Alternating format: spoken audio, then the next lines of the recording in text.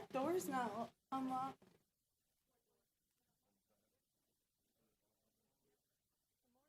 You gotta have the First Street out already, but I'm gonna move it down here and then we'll just slide it over whenever you're ready.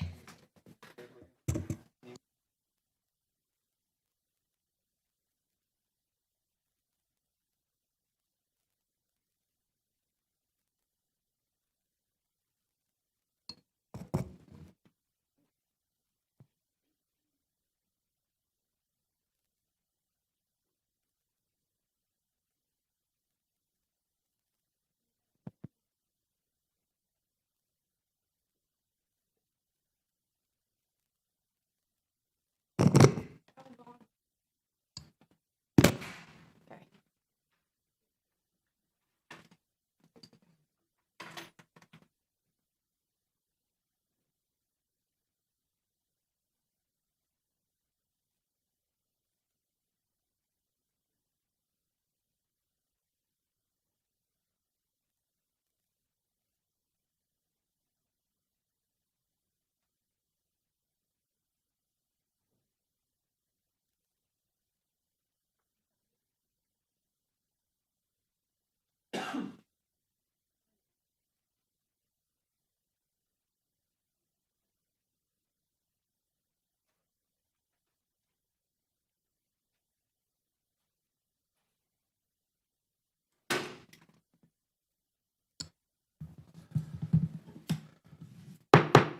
Good morning. I'm going to go ahead and call to order the June 10th, 2026 magistrate docket to order. My name is Hayward Dykes. I'm the special magistrate. We'll be hearing the cases this morning. If you have a cell phone, please turn it off or put it on vibrate. And for anyone who plans to present any testimony or evidence this morning, if you'll please stand and raise your right hand.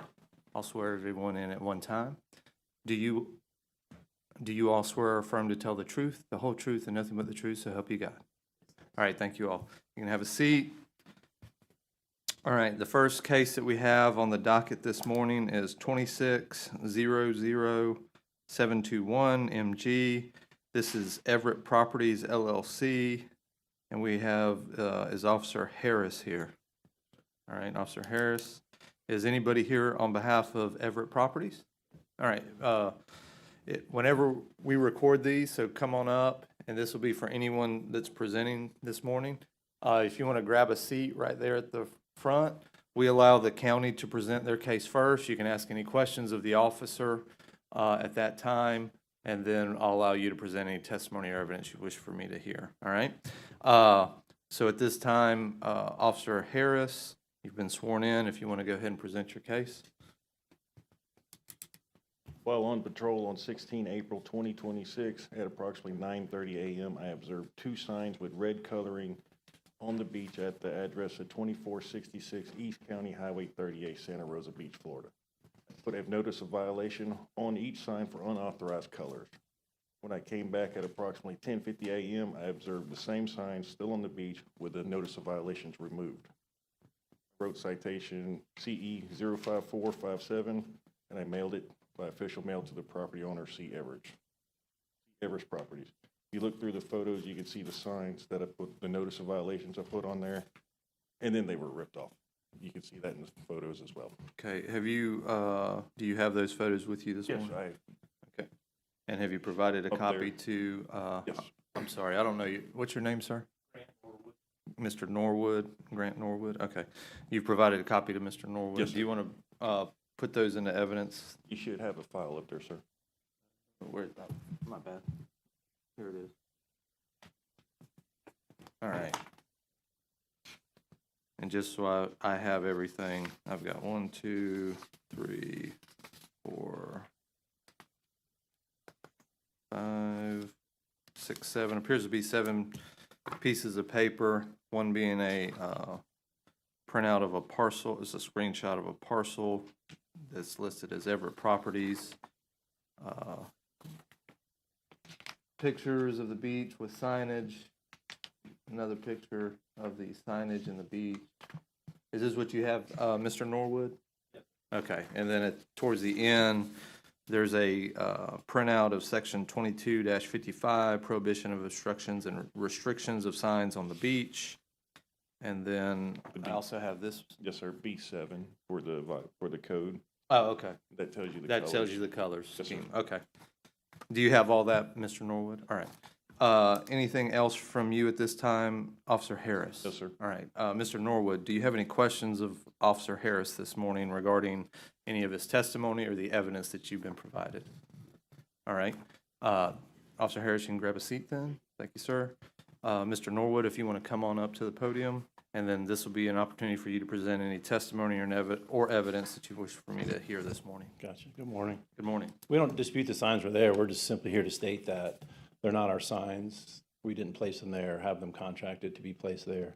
We didn't know that they were there, and nobody from our family or any guests or contractors were there on this day. So we're connection to these signs. So, has this been a problem that these signs have been put over here on your property in the past, or? This is the first I've heard of it. There are some signs from our neighbors, Seaside, and some private owners next to us. When they come to visit, they put their own signs out. We own none. We're not involved with their signs. So no, sir, this is the first I've heard of it. Okay. All right. Is there, this is more of a question. Officer Harris, do you have any questions for Mr. Norwood? No, sir. Okay, you've heard Mr. Norwood's claim that these are not his signs. Other than locate the location of the signs, is there any way to tell who owns these signs? No, sir. Just we go by what property they're on. Okay. So if they're on a person's property without their knowledge, there's no way to determine if they put those there or somebody else put those there. Okay.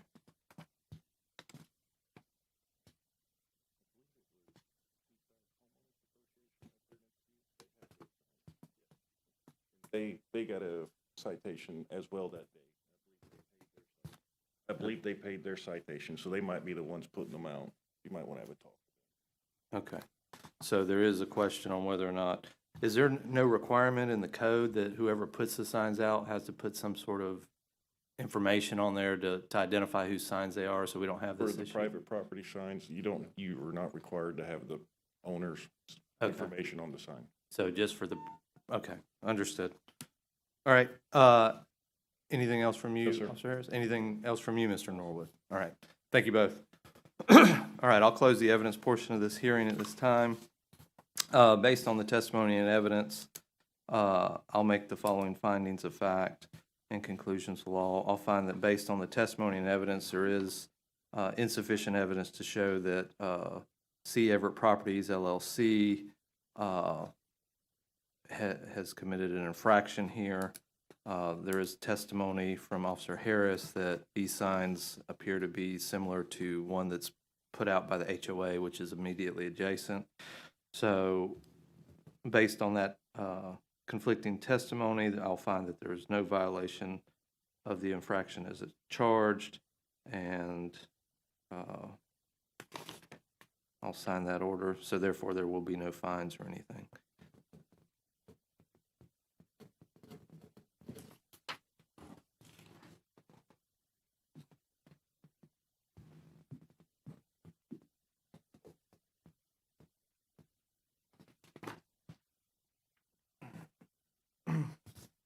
Right, Mr. Norwood, you should be getting a copy of that order.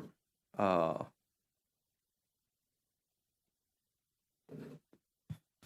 right, and sir, you're dismissed if you want to leave. You can hang out if you want. And I'm going to hand that to you. All right, our next case is Austin Danaher, and that case is 26097, and we have Officer McClellan. Is Officer McClellan here? All right, is it Mr. Danaher here? Danhauer, all right. Mr. Danhauer will do yours just the way we did the last one. Officer McClellan, are you ready to present? Sir, my name is Officer Lemon. I'm with Walton County Code Compliance Parking Enforcement. Officer McClellan is unable to be here today, and I volunteered to present his case for him. And rather than string it out with requests for extensions. Okay. So you have no firsthand knowledge or can't testify to any firsthand knowledge of the case? I did discuss the case with Officer McClellan, and he did tell me his insight and causes, and I'm willing to share those with you. Let me see. Do I have his packet up here? Okay. I'll be glad to give it to you. That's fine. I think they said I have it. Let me just locate it.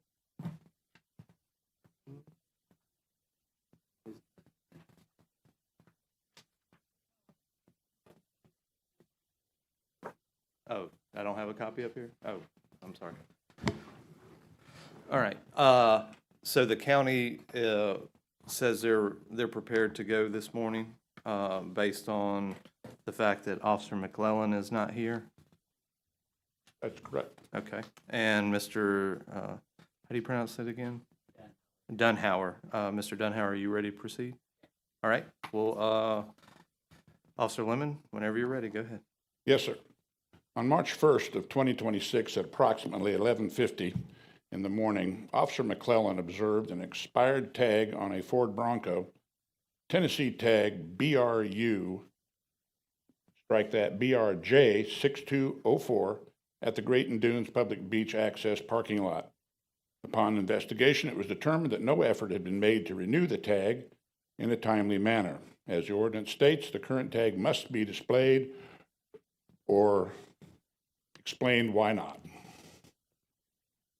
All right. And I have three introduced into evidence. I'll accept this into evidence as the county's Exhibit 1. This is 3 pieces of paper, one being a photograph of a Tennessee tag with the license plate Officer Lemon just described, BRJ 6204. It does show a sticker in the right-hand corner of 01-26, indicating the expiration date.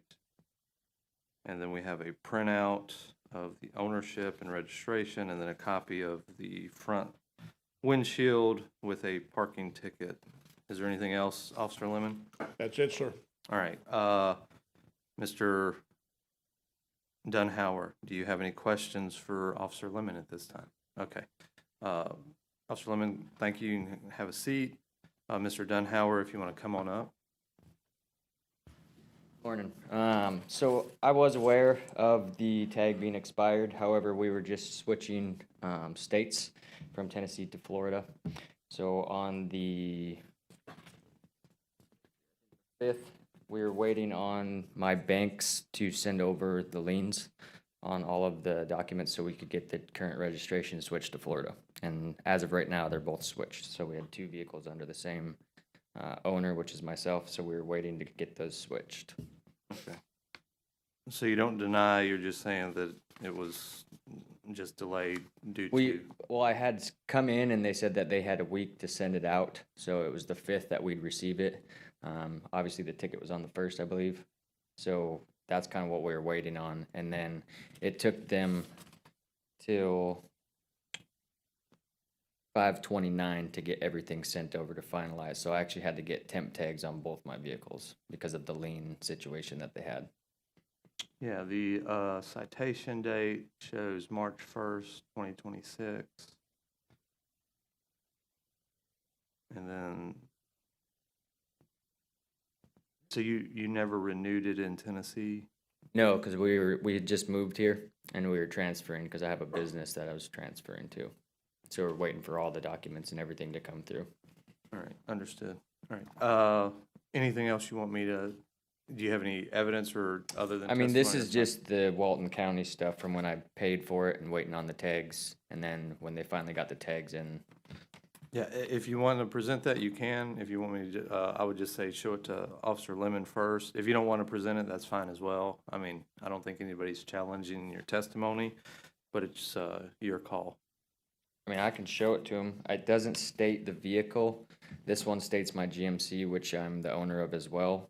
And that, again, was the waiting period that we were waiting on, was all the way up to the 29th of last month. Okay. So, It's up to you. If you want us to review that, we can. If you want to just stand on your testimony, that's I fine will as stand well. on it. Okay, understood.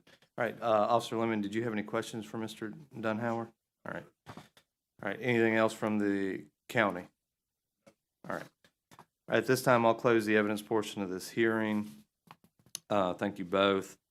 Based on the testimony and evidence presented, I will find that there is sufficient evidence to support an infraction had occurred. While I understand Mr. Dunhauer indicating that he was in the process of getting his tags switched or changed over to Florida, those had not occurred. And then I think the ordinance and statutes are clear that the tags were expired. So I'm going to find that there was sufficient evidence found to show the violation occurred. Mr. Dunhauer, because of that, there is a $100 fine, $50 clerk administrative fee, and a $25 clerk processing fee for a total of $175 that will need to be paid. Can you make that payment within 30 days, or would you need more time? You'll need to allow how quickly can he make it? Probably within that. So you gotta let the paperwork get in. So I'll give you 30 days regardless. That way, if something happens and you get sidetracked, you got other things to do. You're getting a copy of the order right now, sir. Mr. Dunhauer, I appreciate you showing up this morning. I know it didn't go your way, but best of luck to you, sir. And that resolves your case, and you're free to go if you wish, sir. Next case is Caleb Malin, M-A-L-I-N, 260742. Is Caleb Malin here? All right. And then on that case, we have Officer Karen Williams. Is Officer Karen Williams here? All right. Officer Williams, if you want to come on up. Say what? All right. We're going to have the clerks checking to confirm notice was sent to Mr. Malin.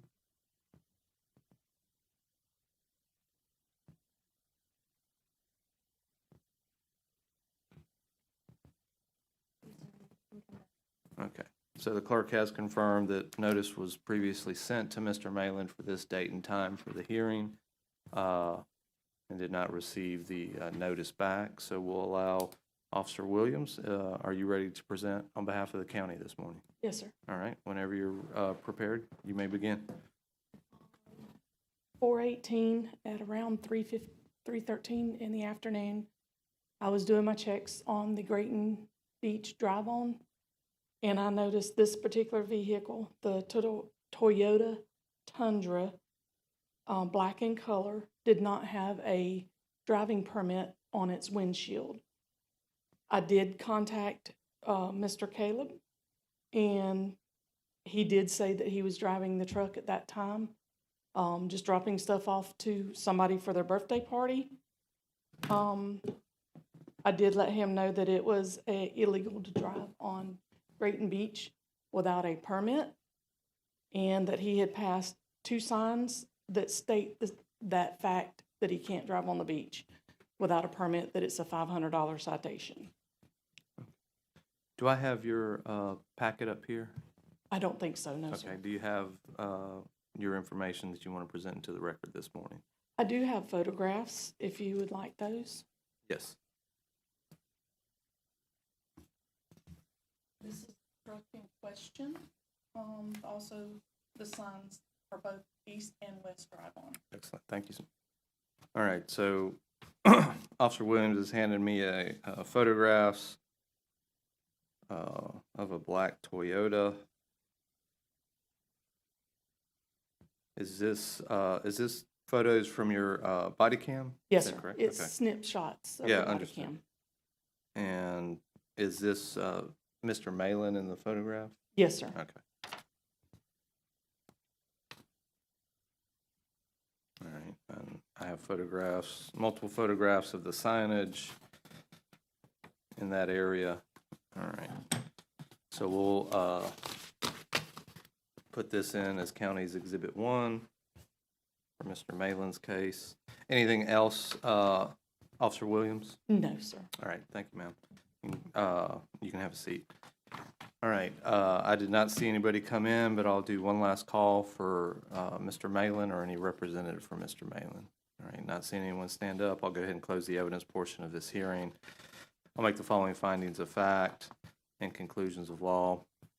I'll find that the facts presented do show sufficient evidence that a violation has occurred as set forth in the citation. A violation of 22-57, driving on the beach without a permit. Based on the violation being found, there is a $500 fine, $50 clerk administrative fee, and $25 clerk processing fee for a total fine amount of $575. I'll provide that Mr. Malin has 30 days to make that payment.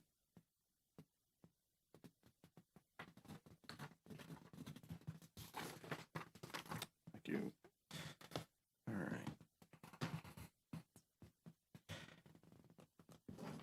Our last case is Dancia McClendon, case number 260808. Is Miss McClendon here? Are you Miss McClendon? If you want to grab a seat, Miss McClendon, thank you. And we have Officer Lemon on this case as well. All right, Officer Lemon. All right, is the county ready to proceed this morning? Yes, sir. Okay, and Miss McClendon, you're ready to proceed this morning? Okay, great, thank you both. All right, Officer Lemon, whenever you're ready. Yes, sir. On April 29th of 2026, at approximately 1:40 in the afternoon, I observed a blue 2009 Mercury Stable, Florida tag 78DV-PT, parked at the Miramar Beach Public Beach Access parking lot with an expired tag from June of 25. Since the driver was not present, the citation was attached to the windshield. All I right. have pictures. All right, yeah, if you want to present those and Yes. give Miss McClendon a copy if she doesn't already have one.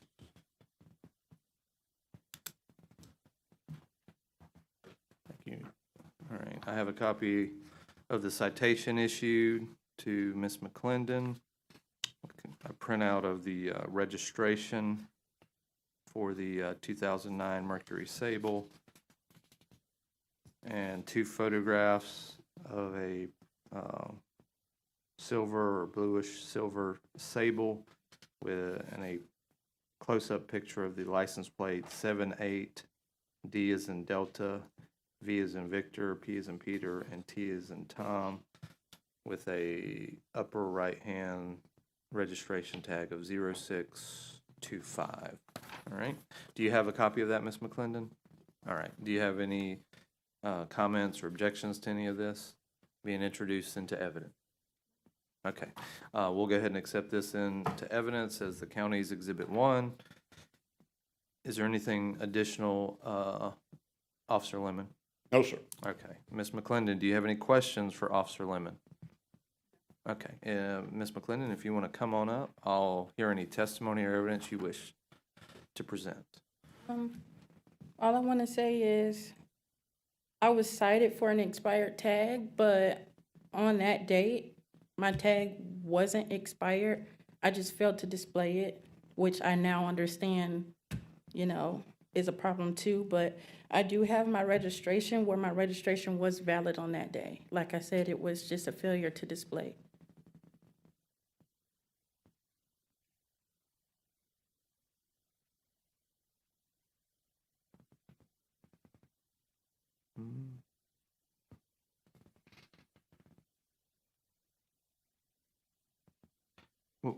What was the reason for not displaying it?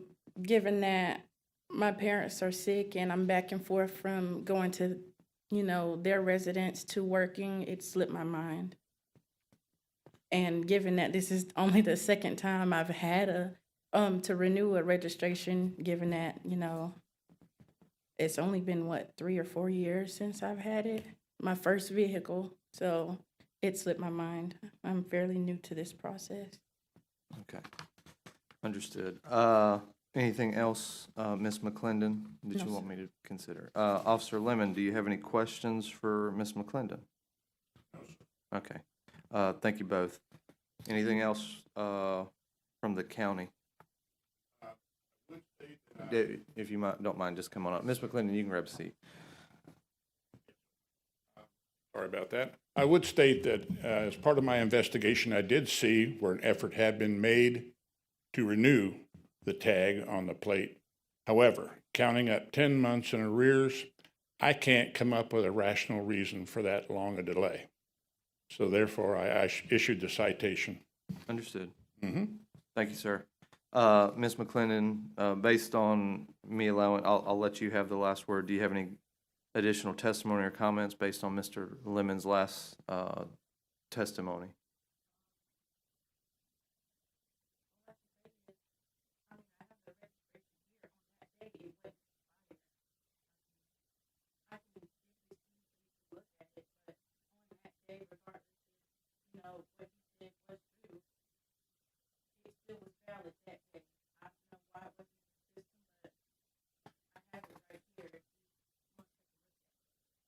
Sure, I'll take a look at it.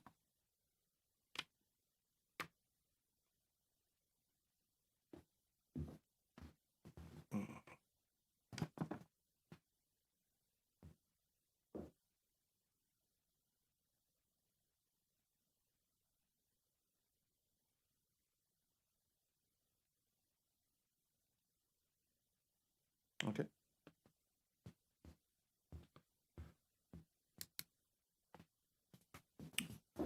All right. I'll go ahead and close the evidence portion of this hearing. I'll make the following findings of fact and conclusions of law.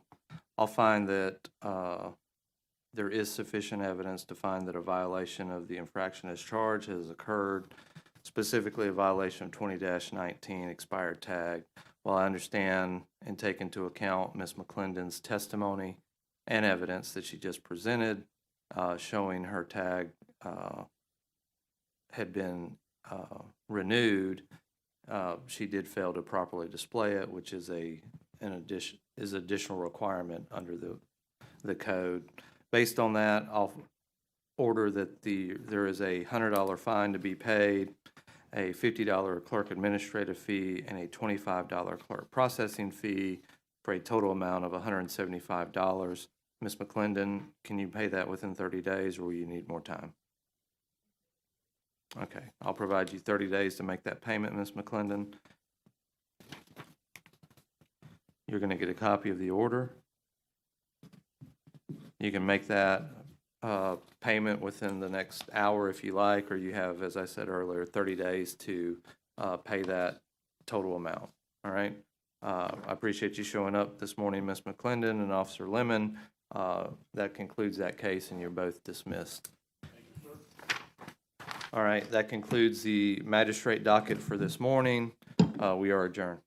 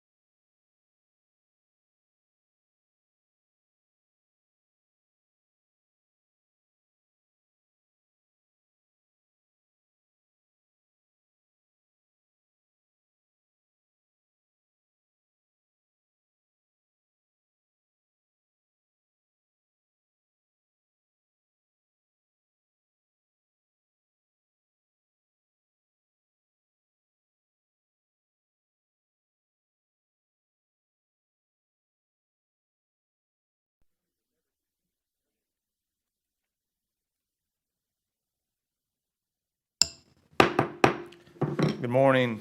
I'm going to go ahead and call the code compliance hearing meeting to order for June 10th, 2026. If you have a cell phone, please put it on vibrate or turn it off. My name is Hayward Dykes. I'll be the special magistrate hearing the matters this morning. At this time, we're going to go ahead and do the Pledge of Allegiance. So please stand, and if you can, and we'll recite the pledge. I pledge allegiance to the flag of the United States of America and to the republic for which it stands, one nation, under God, indivisible, with liberty and justice for all. Thank you all. You can grab a seat. I've reviewed the minutes from last month and have signed those. Are there any announcements related to the agenda this morning? Yes, sir. We have two announcements. The first case that's on your docket, BCHV 26-00279, we ask that be moved to the end of the docket. Okay. And, I'm sorry. Is a representative from Mystic Flames here on that case? I believe so, yes, sir. Okay. Have y'all discussed that? Do you have any issues? We'll try to get to it as soon as we can, but it'll be at the end. Move to the end. All right. He nodded, so it looks like, all right. And then what's the other announcement? The item number 7 on your docket, I believe, case number 26000076. It's, this property has come into compliance, and we ask that it be removed from today's docket. Sorry, which one was that again? 26-0076. The number 7 on the agenda? It's on 7 on mine. Yeah. Jerry, the property owner is listed as Jerry Willis, 46 Summer Breeze Lane, correct? That's correct. All right, so that one's coming to compliance. We'll remove that one from the docket. All right, any other announcements? No, sir. All right, thank you, ma'am. All right, at this time, anybody who plans to present evidence or testimony this morning regarding any of the cases, I'll ask that you please stand and raise your right hand. I'm going to go ahead and swear everybody in. Yeah, if you plan to testify or present, you'll need to stand and raise your right hand. All right? Do you all swear or affirm to tell the truth, the whole truth, and nothing but the truth, so help you God? All right, thank you all. You can grab a seat. All right, with the moving of the first one involving Mystic Flames 30A, we're going to go to agenda or number 2 on the docket, which is CE 2501942. Property owner is listed as Erica Rice. Address is 4617 US Highway 90 East, Defeniak Springs. And I see Mr. Ufelder on behalf of Miss Rice. And let me get that. This was a continuation from last month. Is the respondent ready to proceed this morning? Yeah, are you ready to proceed? Just got the notes from this meeting. There was new comments added. Well, hold on a second. And Mr. Ufelder, if you don't mind, if you'll just step up to the microphone, we do record these and broadcast them. So go ahead. I was just presented, I guess, because the detailed report for today, and there's notes, I guess, from today that says that there was an inspection done, and it's noted here with the decrease in, I guess, visible items, the owner could present what is remaining for storage or delivery of inventory to planning for potential consideration in approval of home occupation. So my client, I talked to her about this. She was out there with him, and this issue wasn't presented to her. This is the first we're hearing about that, so I don't know how you. Okay. So, I mean, are you saying that prevents you from? I mean, I just think we need to talk about what that. I guess we just found this out. Again, this is. Yeah, and you would be allowed to question the county representative about that. Okay. I guess what I'm asking is. Other than that, yeah, we're ready. Yeah. All right, then great. County, are you ready to proceed this morning? Yeah. Okay, great. Then we'll go ahead and proceed.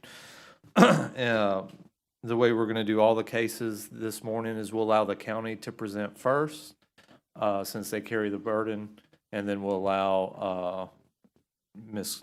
Rice, through her representative, Mr. Ufelder, to present any testimony or evidence after that. All right?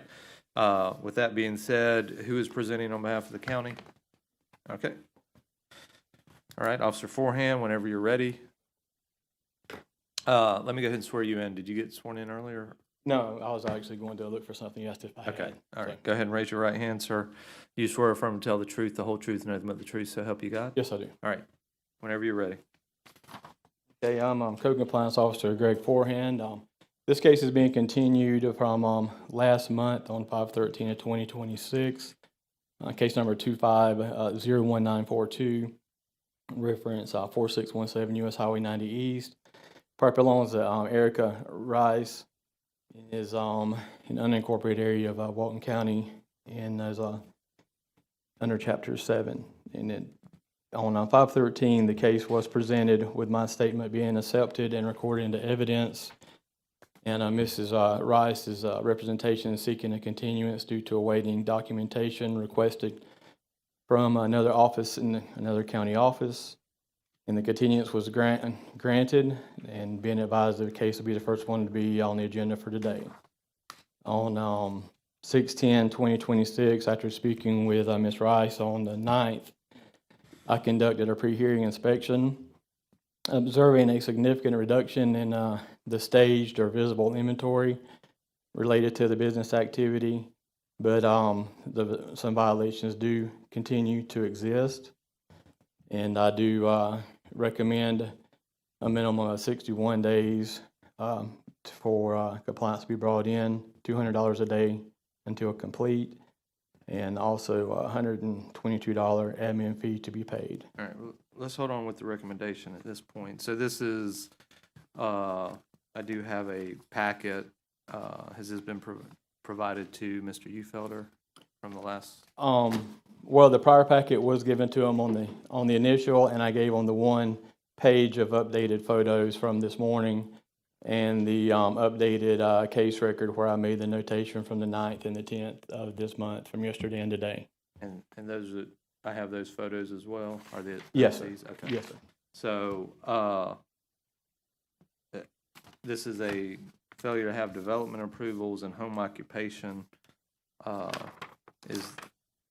so since I can see the photos that were provided from December of last year, showing the U-Hauls as well as trailers, U-Haul trailers, and the inflatables, and then the photographs that you have from your most recent visit show, I think, most of the U-Hauls. I think I see a U-Haul peeking in the back of. Yeah, there's been a significant removal of the inventory. And I don't see any inflatables.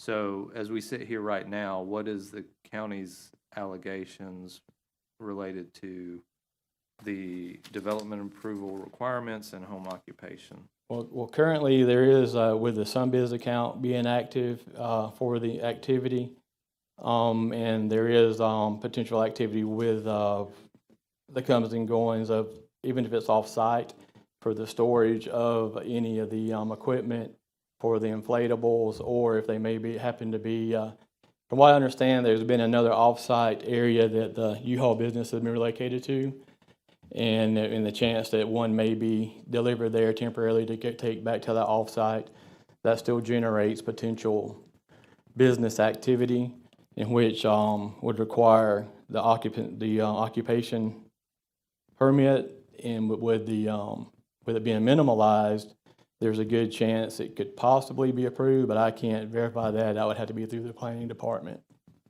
Well, what do we have as evidence right now? If the inflatables and U-Hauls have been moved, your testimony seems to be that there may be, delivery of U-Haul trailers to this site. There may be. Well, yesterday she told me on the 9th, she did tell me that there could potentially be one come through here and there because they're in process of potentially using another address for the pickup and delivery site, but some are still coming and going from the address. And also, there is a direct SunBiz address linked to the activity, so if they're even using it for office space and storage, and there is storage containers and the trailer's still there for potential purposes of delivery. Your testimony is you've reviewed the SunBiz site and found that there is this address is being listed as a business address? Yeah, under ARSE. I'm sorry, what was it? ARSE is the company. I don't 100% remember what the acronym is for at the moment. Does having a SunBiz account with a home address in and of itself prove that there's a home occupation going on there? Typically, yes. Okay. And then in planning is the one that they need to show what the activity is, if it's off-site and how much it's impacting the neighboring area. So even if someone lists their home address as the mailing address for their Office business, space, yeah. or whether it's office space, but if they're that pursuant to the county's code is sufficient evidence to show that a home occupation is going on? It would need to be, yeah, it would need to be shown through them. Or they could contact planning to show the percentage of the use of what is actually going with that being listed to that address. Yes, sir, from what we've understood. Okay.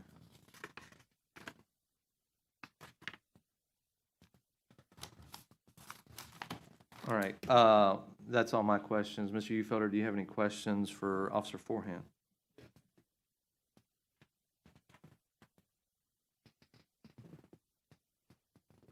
Just so we're clear, we're now relying solely on this, what was presented this morning. Okay. This is the current Yeah. status. So the SunBiz, do you have a copy of the SunBiz report? It's in the prior. Do you have it here today? Yeah, I have the printout of the listing from the registration for SunBiz, and it being valid through. What's the date? The most recent one was through. I don't know if this is the most recent one I had. It says 3/20/2023, right? And there's one for 25 here for Okay, annual so you have reports. You have nothing for this year.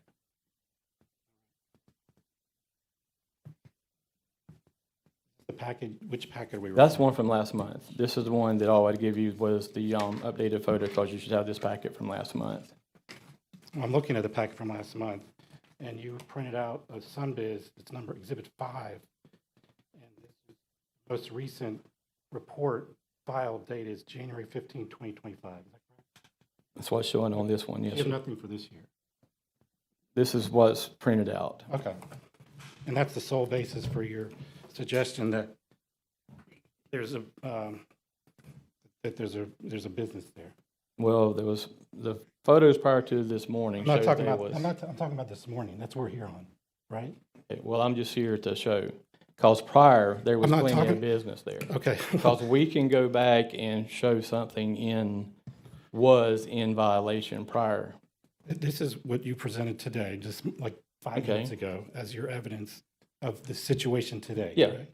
And you just testified that the basis for it was the SunBiz report, and we just found out it was from 2025. Is that correct? Well, that's what's showing on this printout. I mean, is that, so I think it's clear that the current condition is there is no violation, correct? Well, there's a U-Haul trailer still there, and there's a help wanted sign. It's not a business sign, but it's a help wanted sign. Okay, But what evidence do you have from today's inspection that there's any violation? well, there's the trailer that's been there. There's a trailer there. What- I didn't get an angle showing the one that has the ARSE logo on it, and the U-Haul trailer is still present. Oh, there's a U-Haul trailer And on I the property? can't go all over the property taking what all's in the background of the property. So Well, okay, you're here it's asking, just from the right of way. okay, well, you had full access to the property, correct? No, I do not. Not without someone present. And I was just trying to get a photo from the right of way this morning. Okay. Did you ask for access to property and were denied it? No, but just Okay. with no one present in the time that I had to, be able to get the photos. Well, I just need, from these photos, can you point to me where any violation is, Well, basis for it? from what I understand, they I'm do just, operate a I'm not, I want you plumbing. understanding, I'm talking about, what, There's also a plumbing business. You can see plumbing supplies that- stored in here. is that part of the report, the plumbing? I don't see that Well, as, I'm just saying what I've Are- been told is active on this property. okay, and let me the just go back to U-Haul the plumbing, trailer is the is back plumbing? here. is Hey, that- gentlemen, please Okay, I'm allow Mr. Ufelder to ask the question, and then Okay. Mr. Ufelder allow Okay. Officer Forehand to respond. Thank you. Okay, so is this plumbing, first of all, what are you referring to the plumbing? Is that part of what the complaint is in this case? Well, that was one of the business listed as part of the LLC as a whole. But is that part of the package that, from what I understand, this is brought about because of inflatables, right? Well, those are the most prominent things that could be seen from the right of way. Where is there anything in any of the reports, the packages from several months that indicate the plumbing, that any plumbing business was going on improperly?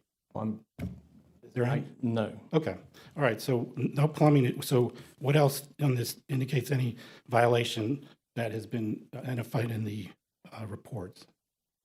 I'm sorry. We're dealing with, do you see, are there any inflatables here? No, sir. Okay, Not at this moment in time. okay, is there It may any, go by another time of day, and there's been one inflated in the background. But at this moment, this time, first thing in the morning at 6:30, there was nothing inflated. No. okay, it's been removed, right? At that time of the day, yes, sir. Okay, all right, so, and then what other, in the U-Haul, where are the U-Hauls? There's the U-Haul. Where? There's a U-Haul back here that's in the backside of the property, right here. Okay, and so you're saying one U-Haul, that's a violation? Being there was a U-Haul business advertised to be there, yes, sir. Where is that on these photographs? Well, they took the signage down since the last Right, hearing. okay, so that, isn't that part of But what your But code? it's not saying it never was in violation, sir. Okay, so if anything ever was on the property, you can have a code violation, Yes. okay? We can Even- claim it was prior in But they violation. cured it, correct? And currently, that's what I'm trying to show, is that they are making amends to move forward with But it. in order, when there's a complaint, they have an opportunity to cure, correct? Exactly. Have they cured? Not 100%. What haven't they cured? They need to validate that there's no further business activity whatsoever. Okay, do you have any, today, sitting here today, this is the hearing date, do you have any, you've brought, There's still a U-Haul on the property, other than that, you have nothing else? and there's still, the printout of the Sunbiz The Sunbiz, is not accurate. It may not be a current date on this printout, but it may need to be relooked at to see if it's been canceled since that printout was done. so the old outdated Sunbiz and one U-Haul, that's the only evidence of a potential violation? Currently, Yeah, is that,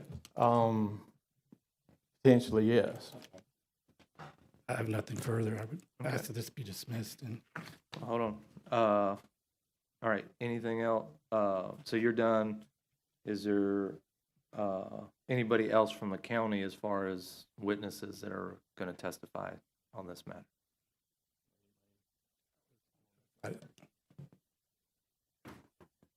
Trying to get the printout for the current Sunbiz. That's, they have an opportunity to, this has been noticed 3 times, I don't, Hold on. So, I'm asking, is there any other witnesses from the county that, I don't believe we have anyone else as a witness. I had the prior officer and me, other than the evidence that's been showing since the prior case with Officer Cronin, with it going on over a year ago. understood. I'm just asking, are there any other witnesses? No other from the- witnesses, no, sir. Okay. All right, now this time, all right, thank you, Officer Forehand. Are there any witnesses or evidence that Ms. Rice wishes to present this morning? no, Your Honor, Okay. thank you. And then, so that'll be the conclusion of the case. There's no evidence from Ms. Rice or testimony that Ms. Rice wishes to present. We do have a current Sunbiz here showing it active. Hold on one second. I'm asking, no, I haven't closed it yet. So so nothing from you, Mr. Ufelder, as far as evidence? All right. Okay. The county, I'll allow you said that you've reviewed SunBiz and there is, Yeah, we're getting a printout of it. There is a current one here for 2026. okay. I'll allow, whether the printout comes or not, I'll allow Mr. Ufelder to question on that particular issue as it relates to whether or not there's an updated SunBiz report. Have you closed the evidence portion of this No, case? no, he hasn't. Not I would yet. like to present another piece of evidence of the SunBiz active as of today. Okay. So show that to Mr. Ufelder.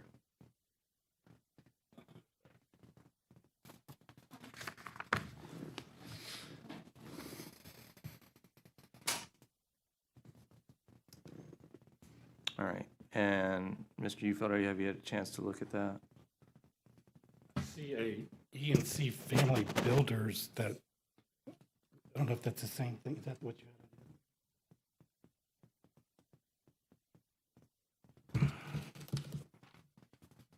I know there's one for ARSE.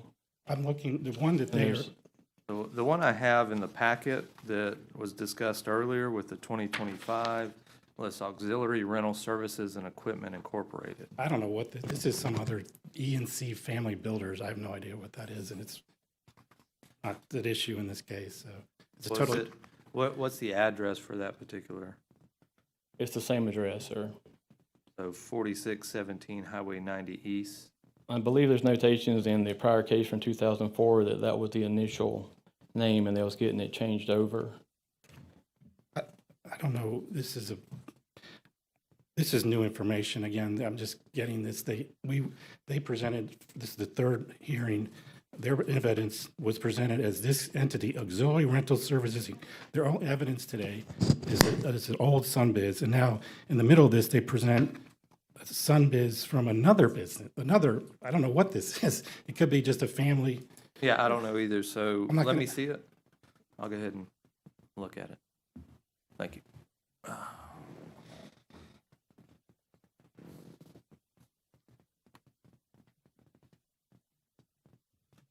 All right, so this is a SunBiz printout for E and C Family Builders Incorporated. Shows an annual report, looks like it was filed maybe in April of this year. And it lists Erica Rice Andrews as the registered agent, and the mailing address for the business is 4617 US Highway 90 East, which matches the address that we're here on this morning. All right. But I do note, as earlier, and as Mr. Ufelder pointed out, that the prior SunBiz printout was for auxiliary rental services and equipment incorporated. Do we have something for that from the county?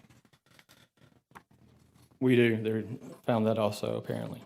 I think these things, I mean, again, if they're going to just keep dumping stuff on us in the middle of the hearing, I think that's really prejudicial to us. I guess they're going to look for every SunBiz possible for this address. But they presented one now that's wrong. They admit now I don't know what they're doing, but whatever the SunBiz is, it was April 2016, 2026. This is June 10th, and we have a SunBiz, wherever it is in this ethosphere, is not enough to violate. My client has been working diligently to address these issues. It's clear that there is no violation as we sit here today. One U-Haul and some phantom SunBiz is not enough, so. All right. Understood. I've got some questions for Mr. Forehand. So I'm looking at 2.0200K, which is the cited violation for home occupations.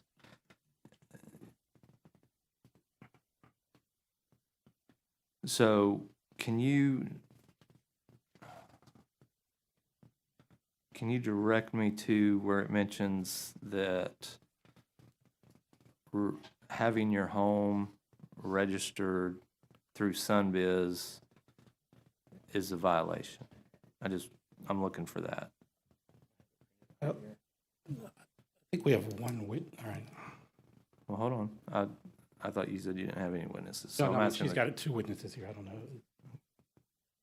Well, there's several, I mean, there's the parking and vehicle storage. No, I understand that. I mean, I think what I'm saying is, how does the mere registering with SunBiz in and of itself create that you're running a home business? Because I know people do that. They list their home address, but that doesn't necessarily mean their home address is going to be the business, right? And even if you registered, if you shut the business down and you just let your registration continue throughout the year.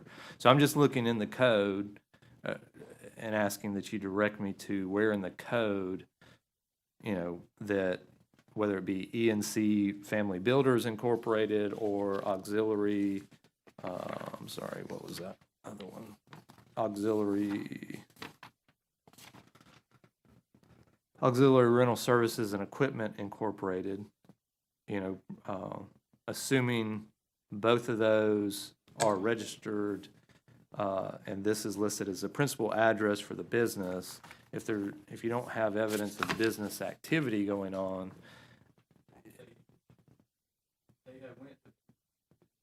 Yeah, it might have. They had went to planning to attempt to get a home occupation in the beginning on the prior case. I guess we're talking about today. He Yeah. keeps bringing up. But I'm just saying, I'm trying Let them to, testify. Go I'm ahead. presenting, and they went and attempt to get the home occupation, and they had too much activity. It had 3 businesses under 2 different LLCs there.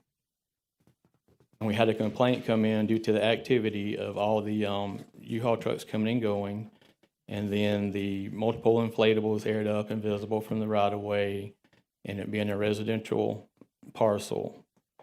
And I'm not in a disagreement that they've made corrections to try to alleviate that at this point. But it would have to stay as no business activity whatsoever there. They can't continue any business there without an approval of some type of home occupation or a zoning change to commercial for the activity to remain in any way. Is where we're at. Right, and if Mr. Ufelder has questioned you and said outside of the inflatables, which I believe your testimony, those are gone, to your knowledge? My observation this morning, there was nothing there. Right. On another afternoon, there was one inflated up towards the rear, but that was this morning. It's a timing thing. It's not always guaranteed. Well, I mean, I guess the issue would be, unless we know, I mean, you're allowed to have an inflatable, right? Oh, yeah. To Yeah. to As long use as you don't have a personally, sunbiz right, and you're not. people coming and going and renting them and Yeah. you haul them in and out, yeah. And I think that's where I'm trying to determine, where do we have that, just the possession of an inflatable equates to somebody renting those or selling those or anything like that, right? So I don't suggest that what you presented prior, these photographs do not suggest that there was potentially ongoing business at that property. But as we sit here today and with the new photographs, it seems like a lot of that, if not all of that's been alleviated. And that's, I think, where Mr. Ufelder was going with it. Tell me about the fact that there's the U-Haul, because I do see that in the background on your second photo on that page, behind the mower and behind the other trailers. Unless you have, and I did see your notes where you said you spoke with the property owner, and she stated that there might be occasionally U-Hauls drop back off at that property. Outside of that, would removal of this particular U-Haul that's in the photograph be all that would be required, and then something certifying that, hey, we're not going to have any more U-Hauls dropped off? I mean, would that be the... They would have to stop all activity. And if we got another case or another complaint, they'd be right back in violation again, especially if there was, the business didn't end in the This is now- LLC. All right, well, I think he's not, we're sitting here today with the evidence presented. We can hypothesize and things, but they have the burden to show there's a violation. There's no evidence of a violation. All right, do you have any questions for Officer Forehand based on my questions? No, Your Honor. Okay. Anything else from the county? I'll accept into evidence the ENC Family Builders printout, and did you get another one for auxiliary rental services? Did we get another one for that? Yeah. Yeah. You wanna- He has it in hand. Okay.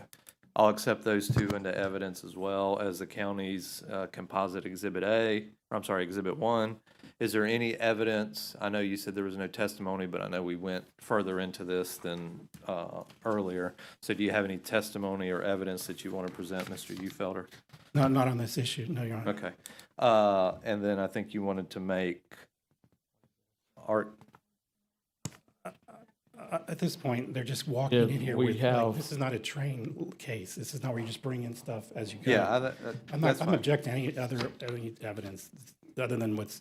Any evidence proving there is still business activity, he's going to object to be turned in. Well, I'm going to object to you bringing in things during the hearing the third time and during the middle of the hearing. hold It's on. your burden to prove a violation. All You right. admitted today there's no violation. Okay, hold on one I second. didn't admit The- that. I admit it been The- decreased. So is there any other evidence that the county's trying to put in at this point? I would Because like I'm to- about to close the evidence portion. I'd Because like to present this. well, hold on, let I'm me gonna see what it object to is. this. I understand you can object. We'll make the record clear that you've objected, but I'm going to look at it.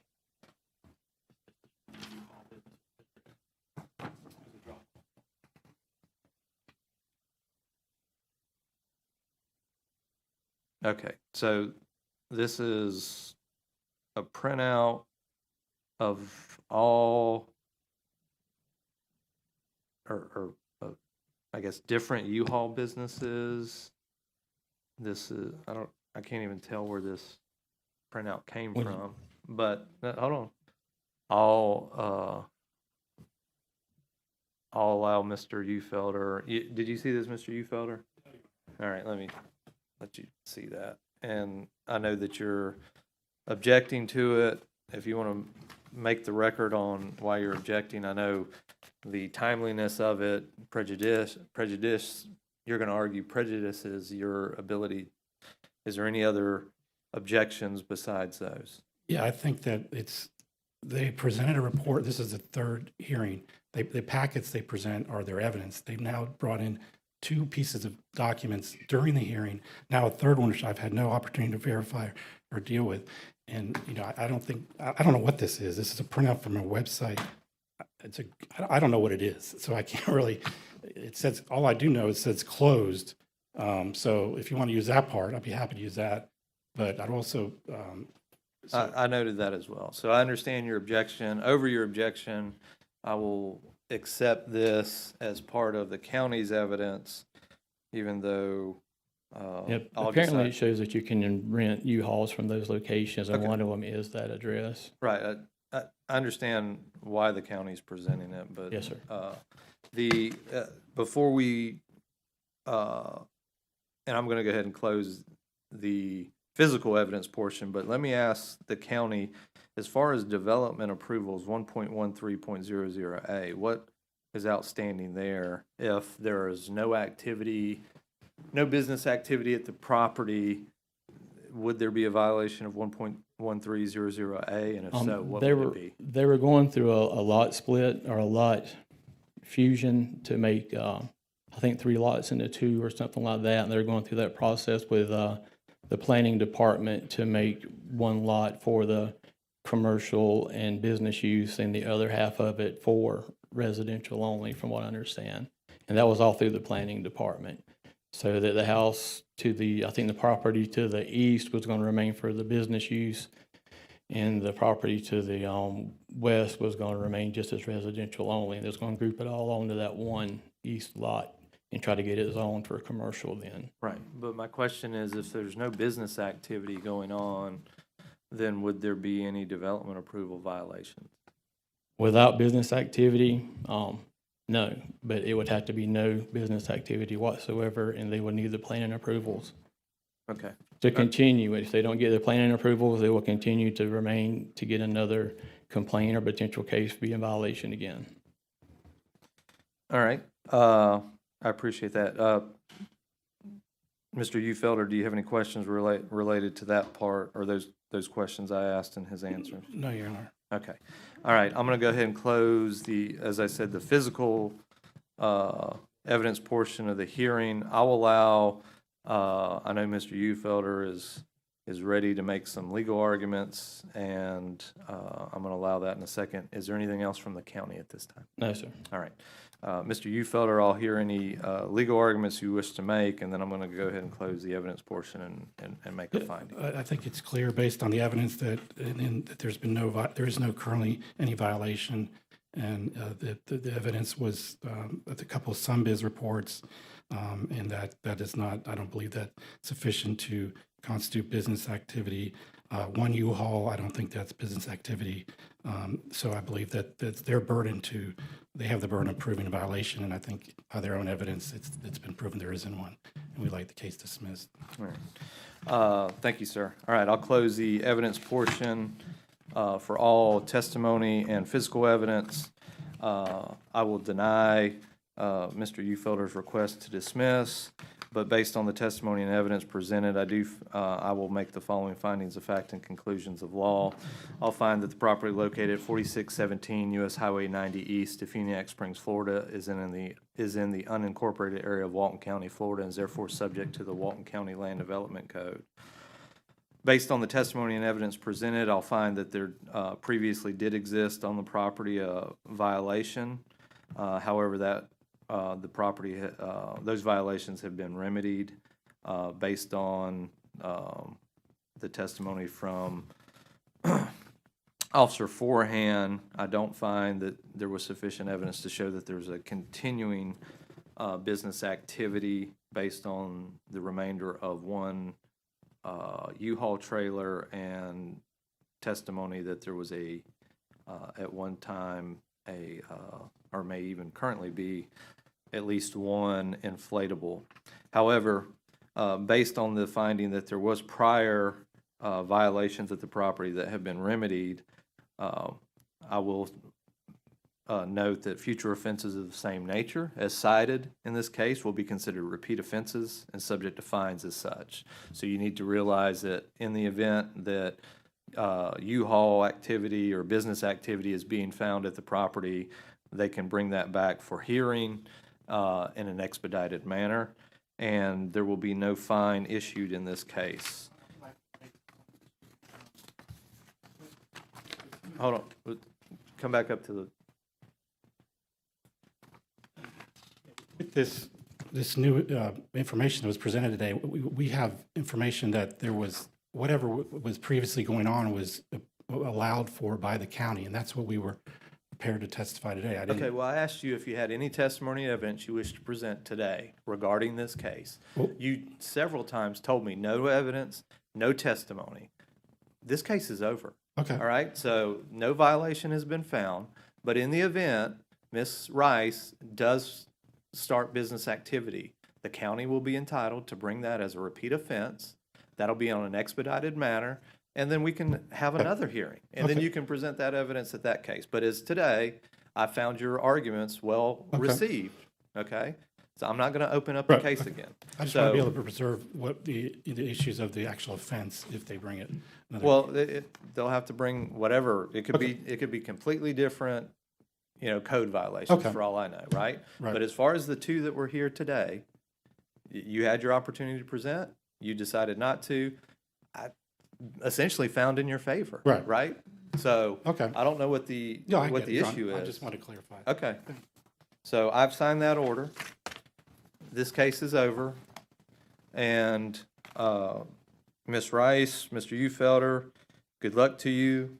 And that concludes your case, so you're dismissed. All right, our next case is CE 20. Excuse me, there is the $122 administrative fee, sir. No, I'm not going to order that. You're not going to order it either, okay. No. Okay, my apologies.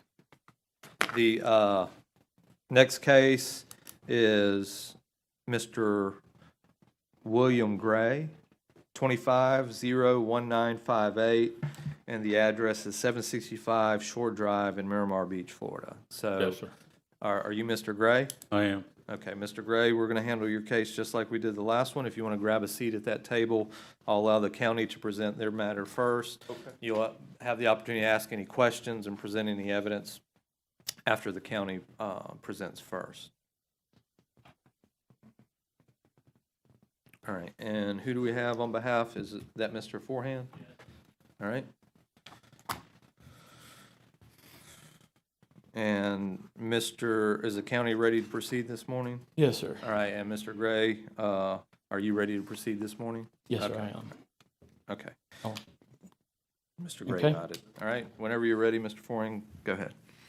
All right, I'm Code Compliance Officer Greg Forehand. For the record, I'm submitting my final summary report, presentation, and testimony in reference to case number 2501958. The property is in the unincorporated area of Walton County, subject Land Development Code and under Chapter 7. Location is 765 Shore Drive, Miramar Beach, Florida, 32550, belonging to Mr. William Gray Jr. Violations listed is 70201, junk and litter, 70202, overgrowth. Complaint received on 12/9/2025, reference weeds growing up around the boat and junk stored in the driveway. On 12/15/2025, an initial inspection was completed. Observations confirming the conditions, along with contact made with the owner discussing the complaint and needs of correction. On 12/22/25, a notice of violation was prepared and placed in a certified mail, along with being hand-delivered to Mr. Gray. On follow-up inspections continued, along with phone and in-person interactions with Mr. Gray, along with neighbors that had given assistance. Property has yet to continue to remain in non-compliance. On 5/28/26, a notice of hearing was prepared and posted at the courthouse annex, along with hand-delivered to Mr. Gray. On 6/9/2026, a pre-hearing inspection showed violations continuing to be present. And recommendations are at least 31 days for completion with $100 a day until brought into compliance, and a $113 admin fee. I would like to submit my packet and evidence. We'll accept that packet into evidence as County's Exhibit 1. Was a copy of that packet provided to Mr. Gray? They were, okay. Okay, all right. Anything else from the county at this time? No, sir. All right, thank you, sir. Hold on. Mr. Gray, do you have any specific or any questions for Officer Forehand at this time? If you do, I just ask that you come up to the microphone and ask them at that. All right, if you want to come on up, Officer Forehand, if you want to grab a seat, please. Okay. All right, and Mr. Gray, you were sworn in earlier? Yes, I was. Okay, and you're William Gray Jr.? I am. All right, Mr. Gray, what would you like for me to hear today, whether it be testimony or any evidence you may have for me to consider? I brought everything up to requirement as far as I know. I put a cover on 2 trucks. I spent 8 hours finding titles for everything. The boat's clean. I don't know what else to do about that. And the yard's my neighbor cuts my grass about every 8 days, 7, 8 days. Problems there. So, There's one car, it's a Hyundai. I need to get off of there. I can't find the title for it. A friend gave it to me years ago. is that the white Yeah, Hyundai? yes, Your Honor. Okay. So, all right, Officer Forehand, if you'll come on up real quick. So, besides now I'm looking at these pictures that were provided, you took those yesterday, is that correct? Yes, sir. Okay. So, you heard Mr. Gray, he believes he's brought the property into compliance outside of maybe removal of that white Hyundai. Do you have a photo of the Chevy truck with the cover on it by chance, or? Did you take one? Yeah, because the photograph we have where Mr. Forehand, I believe, took. And that was early yesterday morning. That was so if you've done yesterday, anything so yesterday I put it afternoon. on last night. Oh, okay. On there. Yeah. So he'll need to come out and re-inspect that, but is there anything else from the county's perspective? There is one other thing. Well, hold on, let me ask Oh, Mr. Fournier. I'm sorry. Yeah. No, it was kind of minimal. The concern was the vehicle and, just a general, acknowledge to keep the maintenance. I know he's had a lot of health issues and I've been, bearing with him along the way, and he's, finally got it right at closing, but I had to move forward, of course. But you're in agreement that the Hyundai would need to be removed? Yes, sir. Okay. All right, and I'm sorry, Mr. Gray, you were about to say something, there was one other thing? Go ahead. Yeah, there's some hardy plank siding I need to move out of the way. My neighbors said they would help me. Yeah, that in the front yard, yes, sir. Okay. All right, anything else from No, sir. the county? Anything else from you, Mr. Gray? No, sir. All right, thank you, sir. All right, I'm going to go ahead and close the evidence portion of this hearing. I'll make the following findings of fact and conclusions of law. I'll find that the property located at 765 Shore Drive in Miramar Beach, Florida, is in the unincorporated area of Walton County, Florida, is therefore subject to the Walton County Land Development Code. Based on the testimony and evidence presented, I'll find that so it looks like the only thing remaining, I'll find that there is a violation of 7.02.01A, junk and debris. It sounds, based on the testimony and evidence, I don't make a finding that I'll find that the overgrowth Had been an issue. had been an Yes, issue, sir. but has since been resolved. So I won't make a finding that that's a current violation, but I will note and mark on the order that there was previous evidence found on the property related to a code violation of 7.02.02. No fine will be issued or imposed. However, that if a future offense on, again, 7.02.02 overgrowth is found on the property, it can be treated as a repeat offense and subject to fines as such. But I will find that there is sufficient evidence, as we sit here today, for a violation of 7.02.01A, junk and debris. Based on the county's recommendation, I'll provide 31 days to bring the property into compliance. With my schedule, it'll be 33, Okay, sir, so let's on change. 7/13. So you'll have until July 13th, Mr. Gray, to bring your property in compliance. That means you'll have that long to get that Hyundai off. If you got the hardy plank out there, get that removed. You'll need to have someone from code come out and review. They'll do an affidavit and say, hey, property's been brought into I got a compliance. phone number then. And in the event you do not do those things within the 33 days provided or on or before July 13th, a $100 per day fine will be imposed.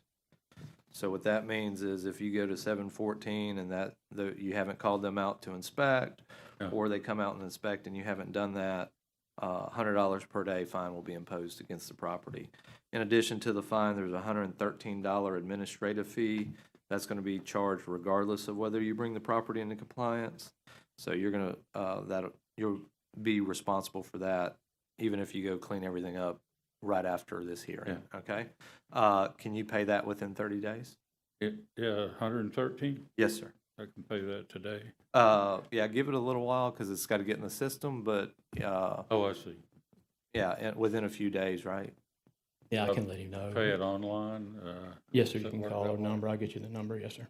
Okay, so That's I'm going to sort order. of an abstract question, if I may ask. Well, hold on, let me finish my Oh, stuff. I'm sorry. So you'll have 30 days to pay the administrative fee, and I believe that is everything I need to handle. What's your question? I've just wondered if you would know of a VOTEC school that would like a boat and a Hyundai. I do not. Okay. Maybe someone at the county does. We may can assist a little bit. Okay. Maybe the county needs Can't guarantee it. needs a new boat or something like that. But anyway, yeah, you'll have to coordinate either with them, or I'm sure there's organizations that would love to have it. Who knows? Okay. All right, well, that concludes your case, Mr. Gray. You're dismissed. Thank you. Yep. All right, next case is CE 25-1952. This is, the property owner is listed as Destin for Relaxin LLC, and the address is 223 Sandy K Drive, Miramar Beach, Florida. Do we have somebody here for Destin for Relaxin LLC? Okay, I don't see anybody. And then let me find. We got any communication with the property owner? Yes, Okay. sir. All right, I'll go ahead and let you start presenting, and you can let me know what communication you have. Okay. Whenever you're ready. Good morning. My name is Officer Uriel Baza with Walton County Code Compliance. For the record, I am submitting my final summary case report and testimony regarding case number CE-25-01952. The property is located at 223 Sandy K Drive in Miramar Beach, Florida, 32550. This property is in the unincorporated area of Walton County and is subject to the Land Development Code, Chapter 7. Violations originally cited are 1.13.00A, development approvals, and 1.13.09C, building permits. We received the complaint in December 8th, 2025, concerning building without permits. On December 9th, 2025, an inspection was conducted where Code Compliance Officer Justin Sloan observed driveway pavers being replaced. After further research was conducted, it was determined that additional pavers were added as a pathway on the west side of the property. A stop work order was placed on the property. With access provided by a neighbor, it was also found that the property had built a cabana in the backyard without the proper permits as well, or was in the process of building a cabana. On December 12th, 2025, a notice of violation was sent certified mail, and on December 16th, 2026, a notice of violation was posted at the property. On January 28th, 2026, the case was reassigned to me. The property completed the additional pavers, thus violating the stop work order placed. The property has obtained after the fact approvals for the pavers and has also obtained plan approvals for the cabana. The building department requires a building permit for the cabana, which the property has yet to produce. On May 21st, 2026, a notice of hearing was sent certified mail, and on May 27, 2026, was also posted at the property and at the South Walton Courthouse. Photos in your package show the initial inspection photos and the pre-hearing conditions. Violation 1.13.00A has been satisfied, while 1.13.09C still exists. All right, that was going to be my question. So the 1.13.09C building permit requirement is because they have not received or completed the permit or shown proof of the permit for the cabana, correct? Correct. Okay. All right. I did not see anybody come in, but I'll go ahead and ask one last time. Is anyone here on behalf of Destin for Relaxin LLC, the owner of 223 Sandy K Drive, Miramar Beach, Florida? All right. What's the county's recommendation on this? Recommendation is to bring the property into compliance by Monday, July 13th, 2026, by obtaining a building permit for the cabana. There is, or $150 per day fine to accrue if not brought into compliance by the recommended date. There is a $122 administrative fee, and there is also a $500 violation or fee for the violation of the stop work order. Okay. So the stop work order was issued against both the cabana as well as the pavers. Pavers for the driveway. So this would cover the cabana that has not been resolved. It wouldn't apply to the... Well, they finished the pavers before they got the approvals as well. So they did both, I guess. I guess since, which is a one-time fine, It's just right? a one-time. So like even if they would have stopped on the cabana, but went forward on the driveway, that's $500, right? Mhm. Okay, I just want to make sure that we're not double dipping, so to speak. but Right. Doesn't sound like that's what the county is attempting to do, so that relieves that concern. All right, so July 13th, $150 per day fine if not brought into compliance by that date, $122 administrative fee, and a one-time $500 violation of the stop work order. Anything else? That's it. All right, thank you, sir. Thank you. I'll close the evidence portion of this hearing. I'll make the following findings of fact and conclusions of law. I'll find that the property located at 223 Sandy K Drive, Miramar Beach, Florida, is in the unincorporated area of Walton County, Florida, and is therefore subject to the Walton County Land Development Code. I'll find that the testimony and evidence presented shows sufficient evidence that a violation has occurred at the property, specifically a violation of 1.13.09C, building permit requirement as it relates to the cabana in the rear of the property. Based on the request from the county, I'll order that the property must be brought into compliance on or before July 13th. Should the property not be brought into compliance on or before July 13th, a $150 per day fine will be imposed. In addition to the fine, there is a $122 administrative fee that will need to be paid as well, regardless of whether the property is brought into compliance. Property owner will have 30 days to make that payment. And in addition, there is also a violation of the stop work order, which is a one-time fine of $500 to be imposed. I'll order that that also must be paid within 30 days.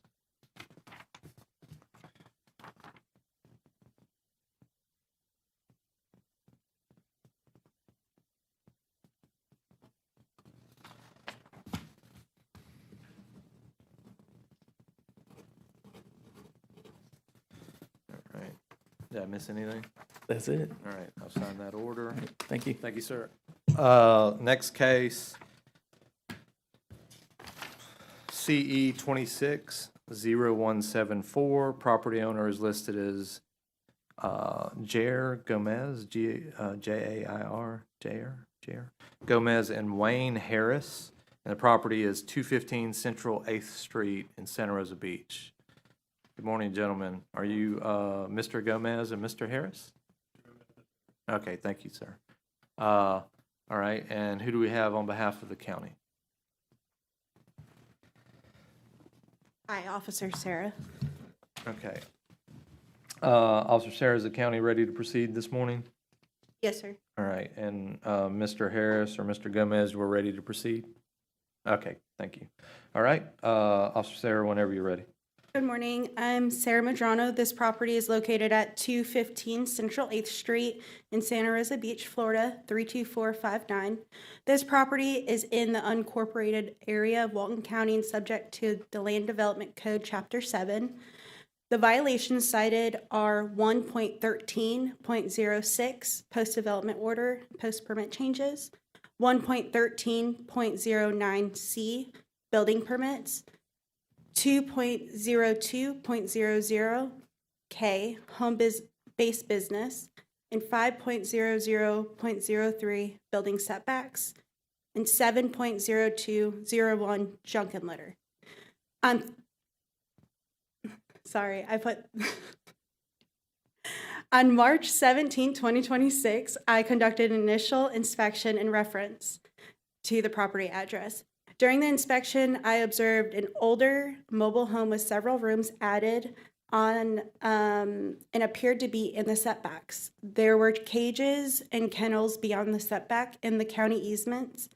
I observed a camper that was not hooked to anything, several ladders and various items classified as junk and debris. The homeowner explained that he stores his ladder and sprays paint for work on the property. Research showed that the mobile home has been in the same condition since 2016, and the property is in Mr. Wayne Harris's name. A notice of violation was issued and mailed via certified mail to Mr. Harris and Mr. Jair Gomez on March 26, 2026. A notice of violation was posted on the property on March 26, 2026, where I explained the violations to Mr. Dare and Mr. Wayne via phone. Follow-up research and inspection showed all cages in the back setback slash or easement was moved. The ladders and outside items are organized along the property. An above pool has been added to the property. The room beyond the setback that was called the pantry has been moved and removed from the property. The resident at the property, Mr. Jair, submitted a BPR on April 16th, 2026, and has been working with the planning department. An extended notice of violation was handed to Mr. Jair on April 23rd, 2026. A notice of hearing was mailed, certified mail 5/22/2026. Notice of hearing was hand-delivered on 5/29/2026.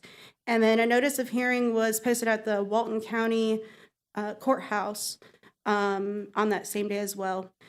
As of today, the property remains in non-compliance. I would like to submit my packet into evidence. That'll be accepted as County's Exhibit 1. There is an admin fee of $158 as well. Okay, we'll get to that in a moment. So sounds like they've applied, but they have not got their permits approved. So that would be 113.06, as well as the requirement that they have building plan and flood review 1.13.09. That would all be housed together. Tell me about the home-based business. Yes, sir. So he was explaining, Mr. Jared was explaining to me that he's interested, and he's a painter, and he's interested in using one of the back rooms or one of the rooms at his house to paint, as that's his career. He stores the ladders on the property. He doesn't have a office anywhere but his house. So that would qualify for that home-based business. We're still not sure if one of the, it's almost like a shed, an extra room in the back is in the setbacks or not, as he can't provide a survey. So I'm kind of waiting on planning department to determine that, whether he can keep that room for his business or not. So besides, you said that was Mr. Gomez or Mr. Harris that made those statements? Mr. Gomez. So Mr. Gomez is the resident at the property at 215 Central 8th Street. Mr. Harris is still on the deed. He is the homeowner. Okay. So besides Mr. Gomez's statements about wanting to, or maybe in the future, wishing to do a painting business, and is there any other evidence that the county can point to that there's a home-based business? Yeah, just the materials, his work materials on, not on that first picture, but on the final inspection, I did include the ladders that are beside that shed on the bottom left. Those are some of his ladders. So he definitely works, he works hard, and he stores his items on the property here for his business.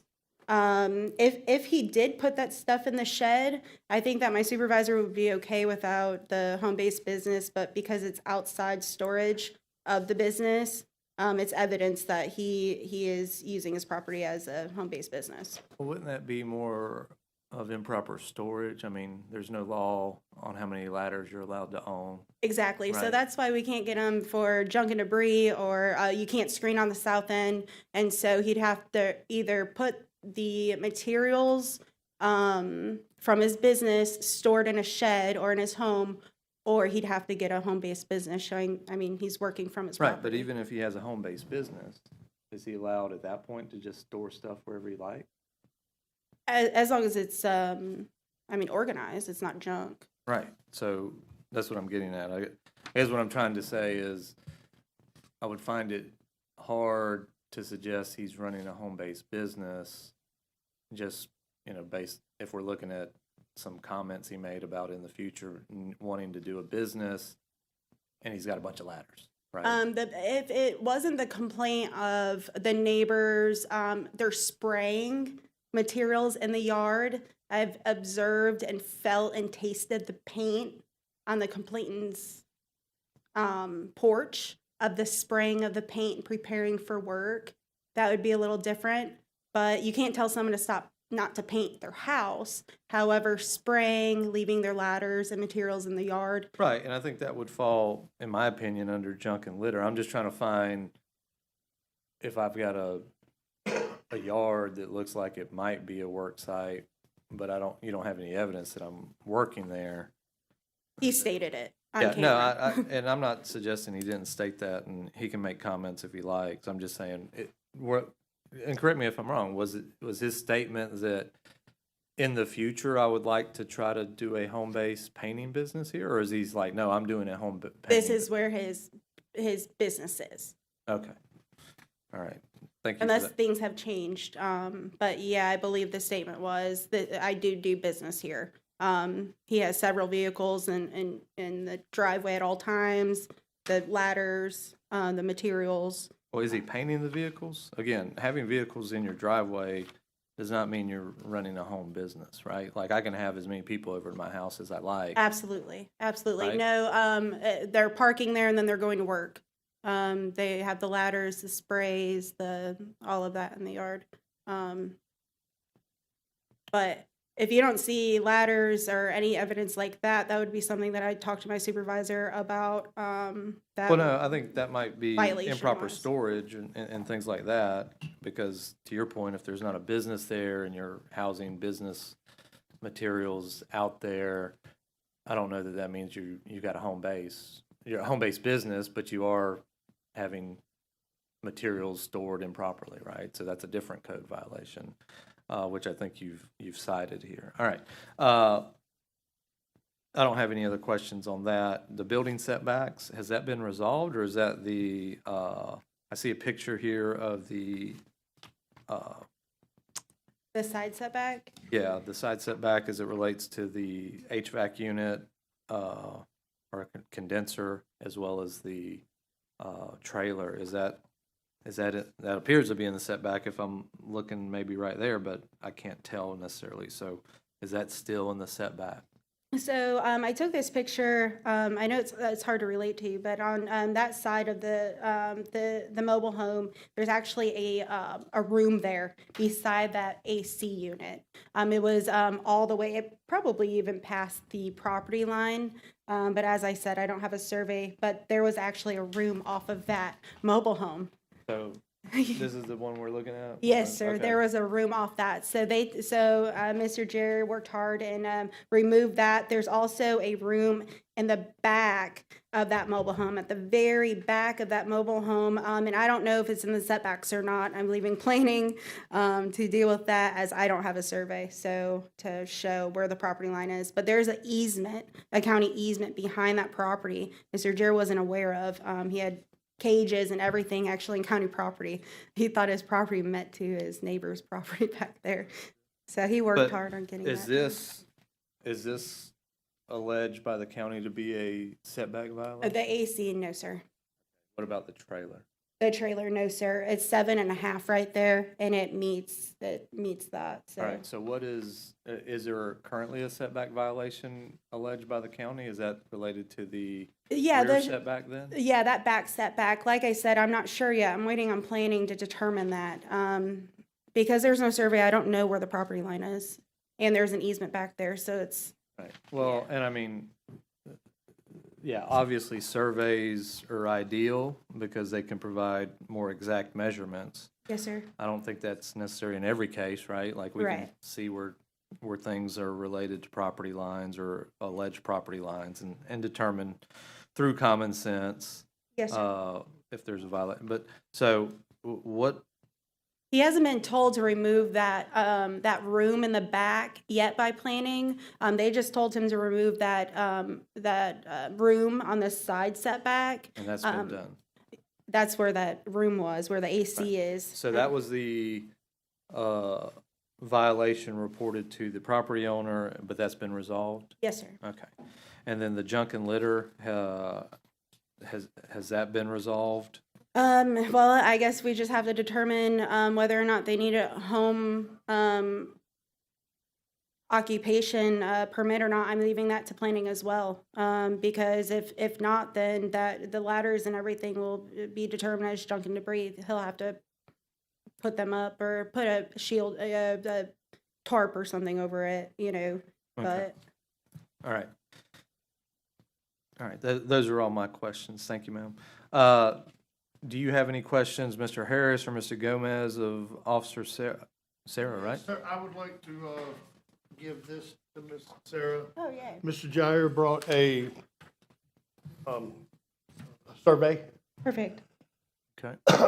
and I would like to say that the building that she is referring to that may be in the setback does not extend to the rear past the trailer. So if the trailer, I purchased this property in 2009 from a deceased relative, and everything was there in place when I purchased. I say I started the purchase in 9 and I didn't finish it until 17.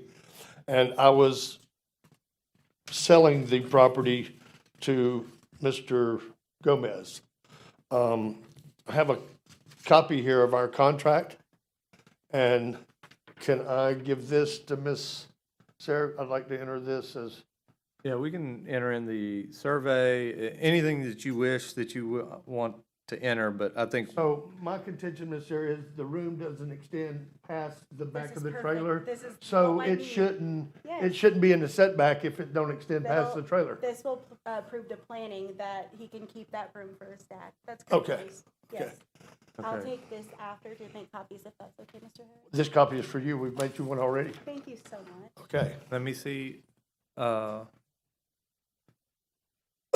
so this, so you contend that this survey would resolve the issue relating to any setback issues on the property, correct? Yes, sir. If the trailer itself is not in the setback, then the room cannot be because it does not extend, here's another one for you.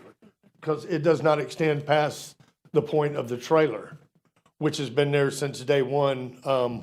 When I purchased it from my cousin, who there again is deceased, and everything was in place at this purchase. So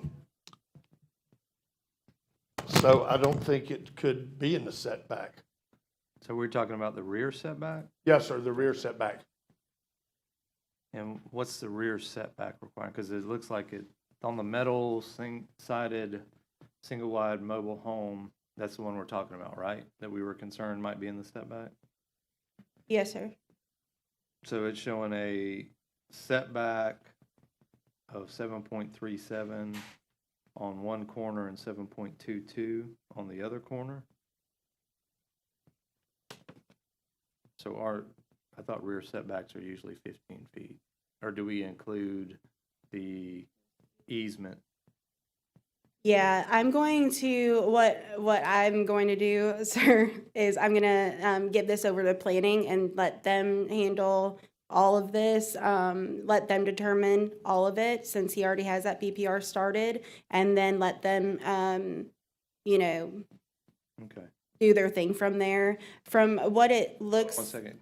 Did y'all want to, Mr. Harris, did you want to put this into evidence? Yes, sir. Okay, do you have I've got one with a raised seal, which I'll take if you want me to, but if you've got like a copy of this, I don't know if you want to keep the one with the raised seal. Mr. So Hayward, all the copies have raised seals? yes, so this one as well. Do you Okay. want me to, No, that's fine. I just didn't want to take like the official one. Do and you then have there- more wood raised seals? okay, With a raised seal? Okay. I'll make a copy of Yes. this one. Okay, that's fine. Right here with raised. All right, so I can have this one. Yes, sir. We'll Yes, sir. We'll introduce the survey dated April 13th, 2026 as Respondents Exhibit A. All right. Anything else, Mr. Harris, that you want to speak to regarding this case? Yes, sir. As far as operating the home-based business, he did at one point spray some doors, I think it was, on site. The ladders being stored there are not for jobs or not for work at that location. They're for job sites, and he just stores them there and moves them back and forth to the job sites. He did tell Miss Sarah that he had conducted some spraying there, and he now knows that he, cannot do that there.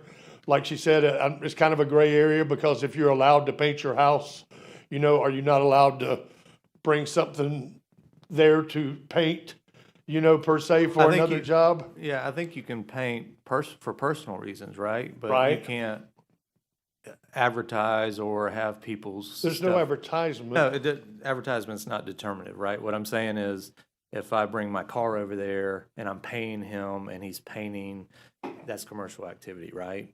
Okay.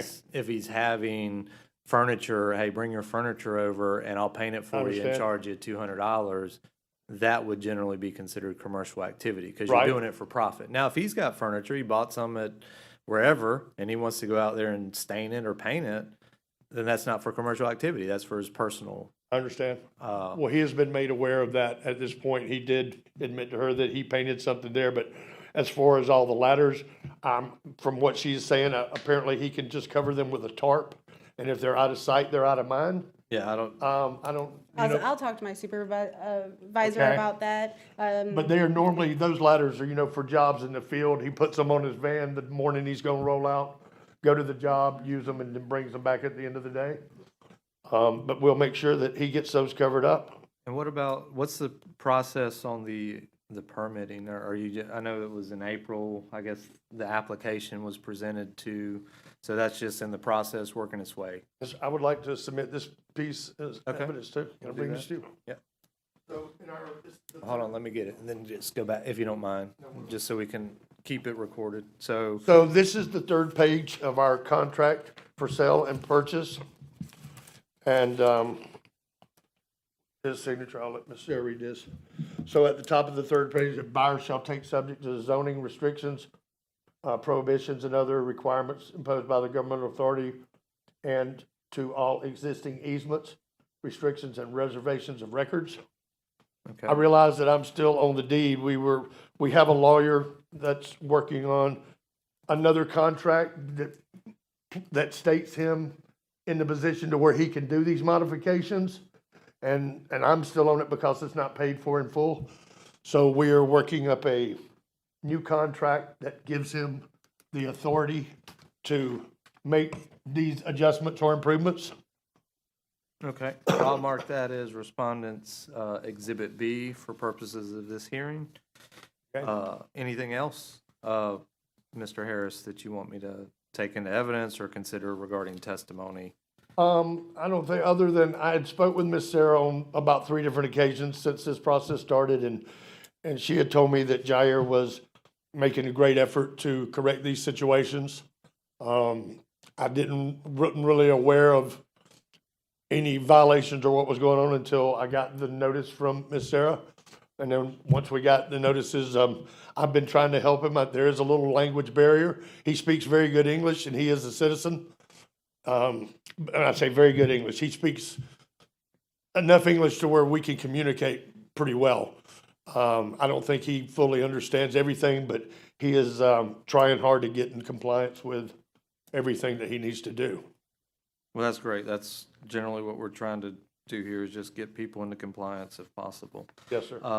Mr. Hayward, while we're on the record, can I ask Jer a question about the, one of the, Yeah, hold on one second. Mr. Harris, did you have anything else? Other than, I don't guess you need any copies of our agreement for the sale of purchase? No, sir, I don't think Okay. that's The needed. page that I give you back there just was kind of showing us that. That's fine. I mean, I've already marked it, and it'll be part of the evidence if, Right. For this case. So, is there anything else, or any questions you have of Ms. Sarah or Officer So are Sarah? there any other violations on here, Ms. Sarah, that have not been addressed by Mr. Jair that we need to? no, not whatsoever. No. Okay, then that's it, Your Honor. All right, thank you, sir. Officer Sarah, you said you had a question for Yeah, Mr. I can talk to him later about it, actually. That Okay, doesn't so you be on don't want to record. do that now? All right. Yeah. Anything else from, does Mr. Mr. Gomez isn't wishing to testify, is he?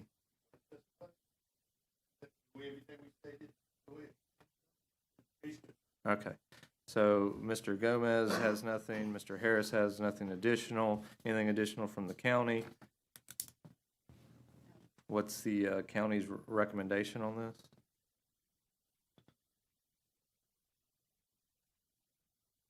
To be honest, I really don't have one. It just is determining how long the planning department would be taking. I know that they've been directing him, Mr. Jared, to do things, remove things.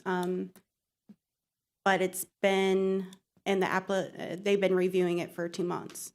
So are there any administrative fees or anything?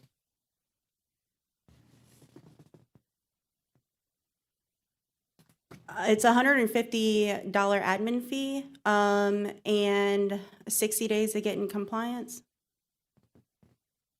Okay, and if they're not in compliance within that time period? $150 a day. All right. Thank you, ma'am.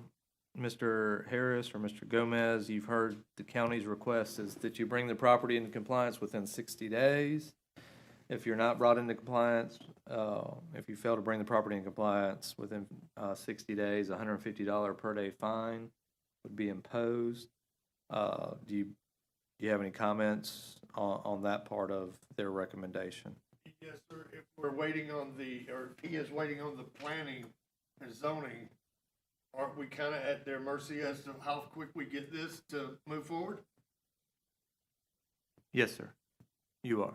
So, But we're gonna try to bring some finality to it today. That way, it incentivizes, hopefully, you and Mr. Gomez to get these things done timely, and then we don't have to have another hearing and all that stuff. So if you want to ask for more time, then you can ask for that. Doesn't mean well, I would simply ask that if, the amount of time he's given is probably enough time, but since we can't start or do anything until we get the information from them, we're kind of like on a ticking clock here with nowhere to go. No, you are. No, that's a good way to frame it. I can tell you that you will be given some amount of time to bring the property into compliance. Should you fail to bring it into compliance, there will be fines that will be imposed automatically against the property. Now, there is a procedure where if, say, you overshoot because the county was just slow about getting responses, or you just weren't able to get the manpower and labor out there to resolve any issues, get the ladders resolved, then you can always come back and ask for a fine reduction, right? And we'll have a special hearing on that, or a hearing on that, to deal with those issues, to see, were you working diligently? Were you, was it the county's fault? Was it your fault? Whatever. But if you would like a little more time, I will consider that request. The most time I'm allowed to give is up to 90 days. So they've asked for 60. You can ask for a different number. Doesn't mean I'll grant theirs or yours, but I'm willing to listen to it at least. Okay, so my understanding from Ms. Sarah is if we cover the ladders, we will be in compliance. If there's no more painting of, that's not for self-purpose. Yeah, what you're going to give, again, we're just talking about how much time do you think resolving the ladders, getting the permits, those types of things. Well, then he would like to ask for 90 days if possible, because 60 may be a little quick for us, especially since we're still waiting for answers from the building department. Okay. All right. And I can appreciate that. All right. Anything from the county regarding Mr. Harris's request? I know yours is 60 days. I think that's fairly reasonable, but I also find that Mr. Harris's request isn't necessarily out of line. Go ahead.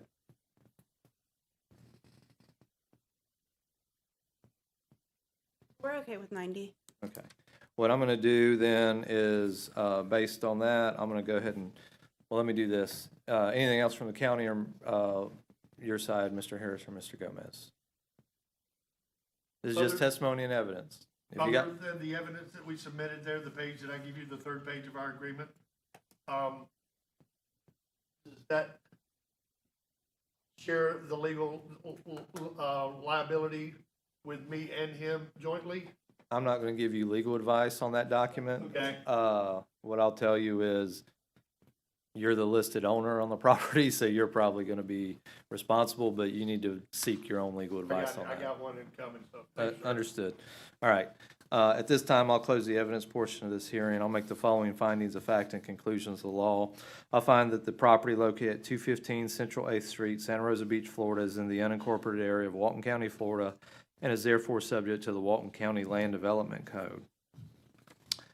Based on the testimony and evidence presented, I'm going to make the following findings: that there is sufficient evidence to show a violation of 1.13.06 post-development order and post-permit changes, 1.13.09C building plan and floodplain review requirements, as well as 7.02.01 junk and litter.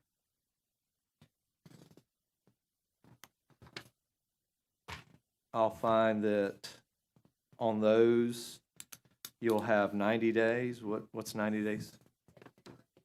You'll have till September 8th to bring the property fully into compliance. In the event the property is not brought into compliance completely, there will be a $150 per day fine imposed. In addition to the fine, there's a $150 administrative fee. That fee will need to be paid regardless of whether the property is brought into compliance, and you're going to have 30 days to make that payment. As it relates to the remaining alleged code violations, I do not find enough evidence to support that a violation of 2.02.00K home-based business has been proven by the county, so that violation is dismissed. I do find that there was sufficient evidence to show a prior violation of the building setback requirement, 5.00.03, did exist at the property but has been remedied. No fine will be issued or imposed related to that violation. However, any future offenses of the same nature as cited, 5.00.03, will be considered repeat offenses and subject to fines as such. Okay, so I've signed that order. Do you have any questions from the county regarding my order, or did I miss anything?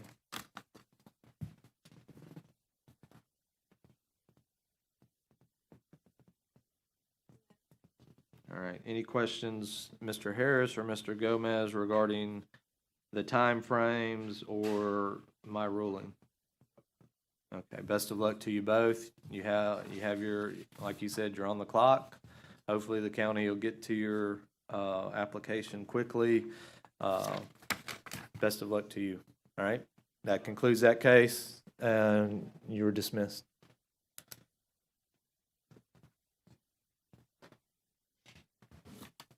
All right, next case is CE 260088, and the property owner is listed as John Finch. Address is 412 Pisces Drive in Santa Rosa Beach, Florida. Is Mr. Finch or someone on behalf of Mr. Finch here? Okay, I don't see anybody standing up. And is the county ready to present? Yes, sir. All right, whenever you're ready. For the record, I'm Officer Rachel Neenan, Walton County Code Compliance. I'm submitting my final summary case report and testimony regarding to case 26-00088. The property owner is John Finch. This property is in the unincorporated area of Walton County and is subject to Land Development Code Chapter 7 and county ordinances. The violations cited are 1.13.06 post-permit changes and 4.03.03 bay shoreline protection. On February 9th of 2026, I conducted an initial inspection and found that between 2023 and 2025, the backyard had been cleared of some canopy trees and a seawall had been added to the property according to the property appraiser's website aerials. I contacted DEP and spoke with Rachel, who stated that she did not find a permit for a seawall for this address. On February 10th of 2026, I conducted an initial inspection and found a pile of junk on the left side of the driveway that consisted of boxes and trash. I could tell that a tractor had cleared some of the left side of the home and that there were tracks through the grass. On February 11th of 2026, the property owner came into the office and I explained to him the violations and directed him to the planning department. On February 12th of 2026, I conducted a follow-up inspection of the back of the property with the permission of the property owner. I found that the backyard to the shoreline had been landscaped. There is also a paver patio area near the shoreline. On February 18th of 2026, a notice of violation was given as prescribed by code. On March 10th of 2026, an approved extension was signed and emailed to the property owner with a new compliance date of April 24th of 2026. On March 24th of 2026, a pre-application meeting was held between Brad Bond from the planning department and the property owner, informing him of the requirement for a restoration plan. On April 21st of 2026, I received an email between Michael Hall, which is part of Finch Management, and Rick Abad, DEP, for the wetland restoration that had been installed. On April 24th of 2026, I received an email correspondence between Michael Hall from Finch Management and Rick Abad from DEP stating that the property owner had corrected the wetland impacts with removing the seawall of pine trees and planting vegetation. On May 11th of 2026, the property owner applied for the less than minor restoration plan. On May 14th of 2026, a notice of hearing was given as prescribed by code. As of today's date, the restoration plan has not been approved and installed. Photos in your packet show the initial inspection and pre-hearing conditions with violations still existing. I would like to submit my packet into evidence. That'll be accepted into evidence.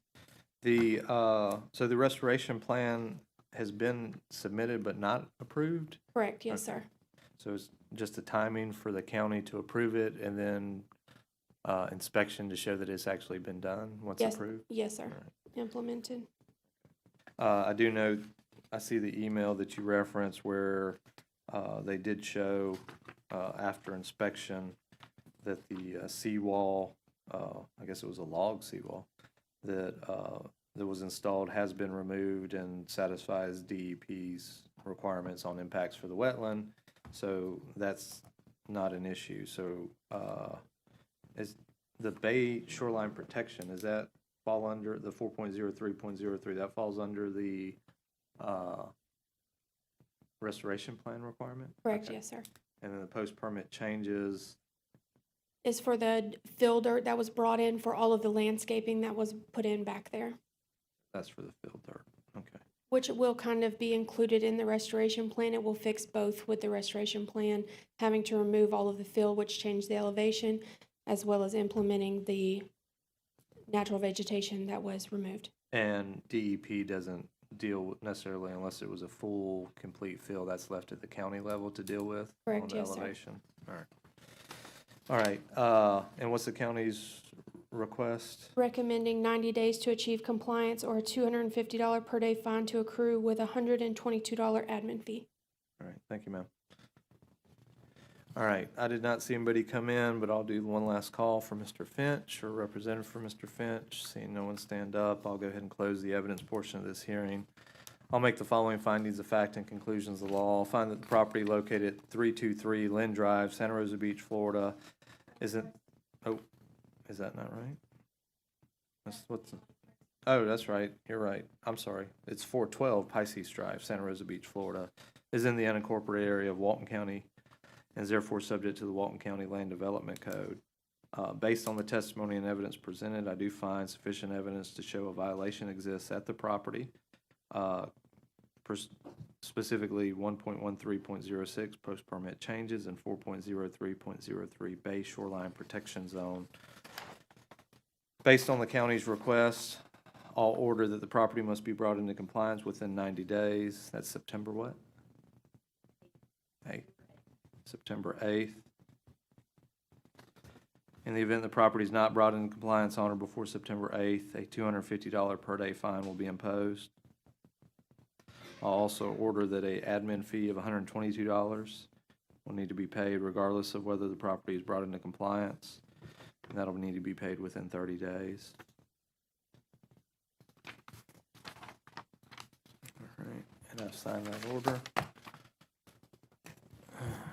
Next case is number 8. We've removed number 7. Number 8 is CE 260313. Property owner is listed as Stephen Lester and Carly Clark. Address is 82 Betty Street in Santa Rosa Beach, Florida. Is anybody here on behalf of Stephen Lester and Carly Clark? Okay. Is the county ready to proceed? Yes, Your Honor. Okay. If you're ready, go ahead. Good morning. Officer Harold Serrano, Walton County Code Compliance. For the record, I'm submitting my final summary case report testimony for case 2600313. Location is 82 Betty Street, Santa Rosa Beach, Florida, 32459. Property owners to be Stephen and Carly Clark. This property is in the unincorporated area of Walton County and is subject to the Land Development Code, Chapter 7, and the county ordinance. Violation cited is 5.07.09B, duty of maintenance, and 7.02.02 overgrowth. This is a repeat offense. Inspection occurred on May 14, 2026. Conducted an inspection to the property upon arrival, observing that the residence was unoccupied and the front yard showed significant overgrowth and the mailbox was damaged and non-functioning and lying on the ground. During the inspection, I made contact with the complainant, who granted me access to her property to include her deck, which provided clear visible view of the subject's property. From the vantage point, I observed the swimming pool containing water that did not appear to be in swimmable condition and showed no signs of proper maintenance. May 16th, I posted the notice of violation and certified mail copy was sent to the property owner. And on May 27th, the posting for the NOV and NOH as well was posted to the courthouse. Follow-up inspection on May 28th conducted, observed no changes to the property and overgrowth remained and no maintenance appeared to have been performed on the yard or pool. Violation duration of the date of the initial inspection and today's date of the magistrate hearing. It accumulated 26 days in the violation, and I did a pre-hearing inspection as of 6/9 yesterday, 2026. Property is still in violation. And I would like to submit my packet into evidence. All right, that'll be accepted in evidence as County's Exhibit 1. So no communication with the property owners? We had on the initial inspection out, I notified the property owner, Mr. Clark. He said that he was going to be able to get to it with some problems with the pool company. I think it's 2 weeks or so that it would be rendered, but I tried to reach out to him again. There's no answer. As of yesterday, we had a communication with the wife that the communication between them was not sufficient for her to, be aware of what was going on. Told her at that point we'd be taking it to magistrate and move forward with that. Well, with them being, looks like at least their mailing address is in Niceville, so I was just curious as to any additional communications with them. All right, what's the county recommendation on this? At this time, we request a fine of $6,500 be issued for the 26 days of violation due to the fact that it's being a repeat offender, as well as a continuing $250 per day to occur starting tomorrow, June 11, 2026, until the property is in compliance, and an administrative fee of $122 to be paid within 30 days. All right, thank you, sir. Thank you. All right, one last call. Anyone here on behalf of Stephen and Carly Clark? I'll go ahead and close the evidence portion of this hearing. I'll make the following findings of fact and conclusions of law. I'll find that property located at 82 Betty Street, Santa Rosa Beach, Florida, is in the unincorporated area of Walton County, Florida, and is therefore subject to the Walton County Land Development Code. Based on the testimony and evidence presented, I'll find that there currently exists on the property violation of the Walton County Land Development Code, specifically 5.07.09B, duty of maintenance of private property, and 7.02.02, overgrowth. Based on the county's recommendation and the fact that this is a repeat offender, I'll order a fine of $6,500 to be imposed. In addition to the fine, and that fine is for 21 days of the violation. 26. Or I'm sorry, 26. 26 days of the violation. In addition to that, there's a $250 per day fine that will also be imposed until the property is brought into compliance. Lastly, there is a $122 administrative fee. I'll order that be paid within 30 days.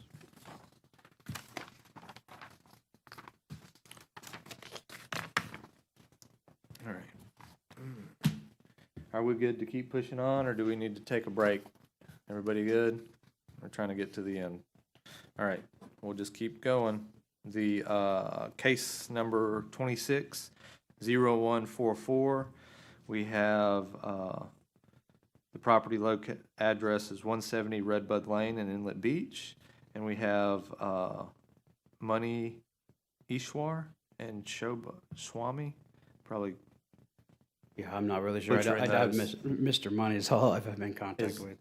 Is anyone here for either of the property owners, Mr. or Mrs. Swami or Mr. or Miss Ishwar? Okay, I don't see anybody standing up. Again, this is for 170 Redbud Lane, Inlet Beach. All right, not seeing anybody stand. Is the county ready to proceed? Yes, sir. All right, whenever you're ready. Again, Officer Harold Serrano with Walton County Code Compliance. For the record, I'm submitting a final case summary report and testimony for case number 2600144. Location again, 170 Redbud Lane, Inlet Beach, Florida, 32461. Property is in the unincorporated area of Walton County and is subject to the Land Development Code, Chapter 7 and County Ordinance. Violation cited 1.13.06 post permit change, 1.13.09C building permit. On March 13, 2026, I conducted an inspection of the property. During the inspection, I observed that the property had a paved driveway, and based on the layout, it appeared the additional pavers may have been installed beyond what was originally approved. On March 16th, I conducted additional research on the case regarding the paved driveway expansion and other potential unpermitted site modifications. After reviewing the approved 2019 plans, I confirmed that the property was approved for a single designated driveway only. There were no additional paver areas approved for the expanding parking. The review of the county aerial imagery observed that between March of 2023 and November of 2023, the following unpermitted changes occurred. A tree and surrounding landscape were removed. New pavers were installed, creating additional parking space not shown on the approved plans. The review of the planning and permitting record shows no approval or permits filed for any installation of the additional pavers, the removal of the tree or the landscaping, and any modifications to the approved parking layout.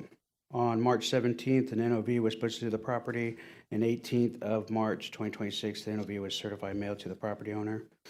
I received phone from, on March 19th, 2026, I received a phone call from the property owner, Mr. Money, requesting information regarding the violation. I explained the nature of the violation and outlined the process required to bring the property in compliance. And on 14th of May this year, I conducted a follow-up inspection as well as a compliance inspection on the property and observed no changes from the initial inspection, nor has there been any planning applications to render any progress to be made. On 5/26, I posted the NOH, notice of hearing, to the property, and a certified mail copy was mailed to the property owner. On March 27th, the NOH was posted to the courthouse, and a pre-hearing inspection dated yesterday, 6/9/26. The property still is in violation with no permits, applications, or pavers removed from the property to make it back to normal original plans. I'd like to submit my packet into evidence at this time. That'll be accepted. The So your communication, did he get approval by the HOA or something? Yeah, And then that- what I gathered with Mr. Money on the first initial talk on him and explaining the process is that he felt that it was fine with the HOA. Again, as we had this recurring before, that the HOA and the property owners do not communicate well enough to advise them that they still need county approvals. I had explained the situation on that and explained that you'd still need proper approvals with the county.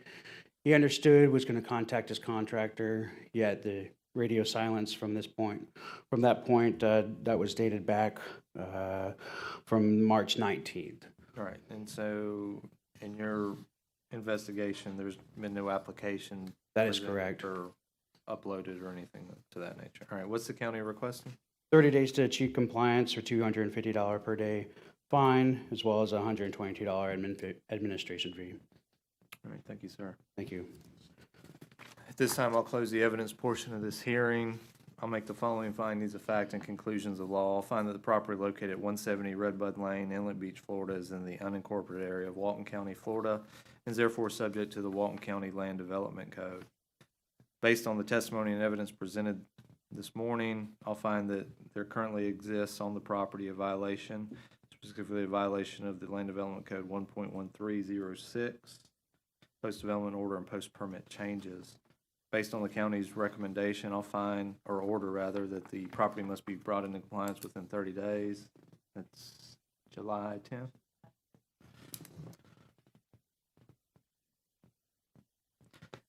Should the property not be brought into compliance on or before July 10th, a $250 per day fine will be imposed. In addition to the per day fine, there is an administrative fee that will need to be paid regardless of whether the property is brought into compliance. That's $122, and the property owners will have 30 days to pay that.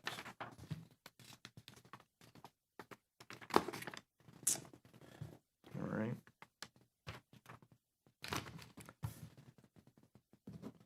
Next case is 26-0069. Property owner is listed as Patricia Spence. Location is 49 Kings Lake Boulevard, Defuniak Springs, Florida. Is anybody here on behalf of Ms. Spence, or is Ms. Spence here?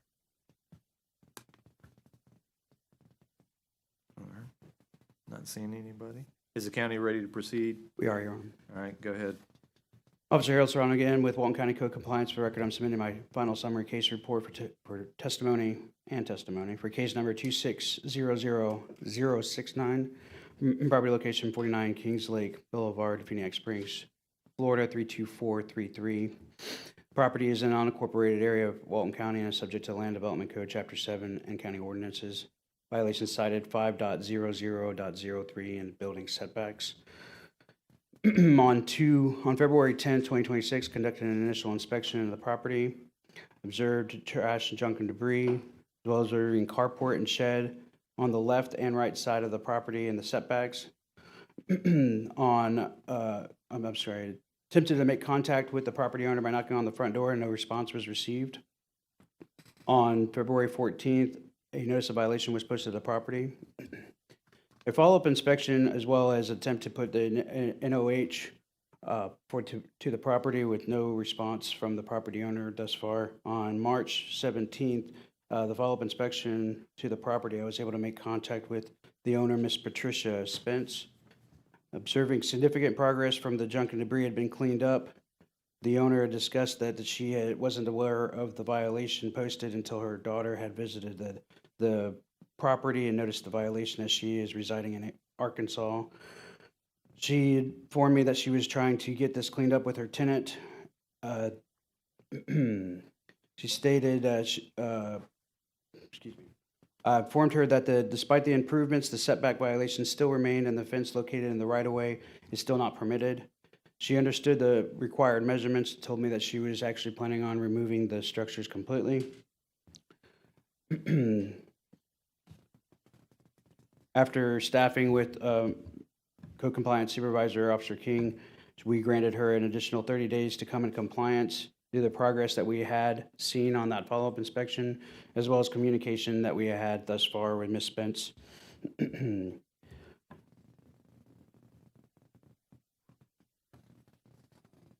On April 14th, I conducted a follow-up inspection. During the inspection, I observed that the carport on both sides of the property and the shed as well has still been in the setbacks.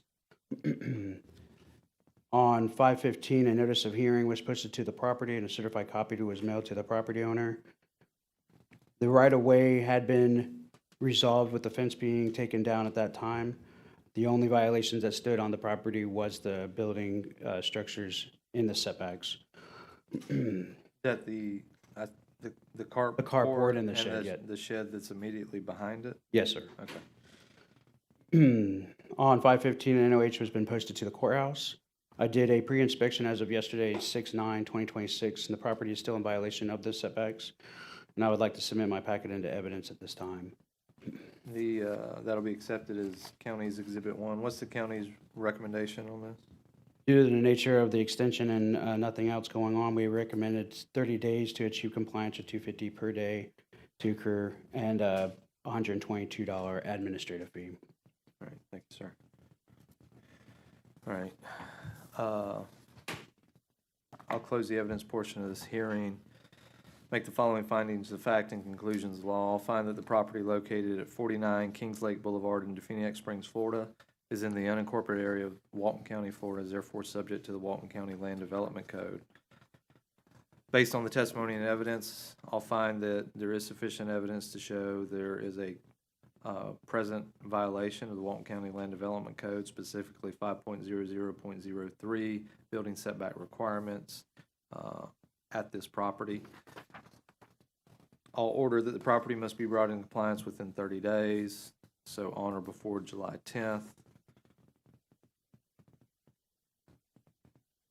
Property is not brought into compliance on or before July 10th, a $250 per day fine will be imposed. In addition to the fine, I'm going to order that there is an administrative fee of $122 that will need to be paid within 30 days.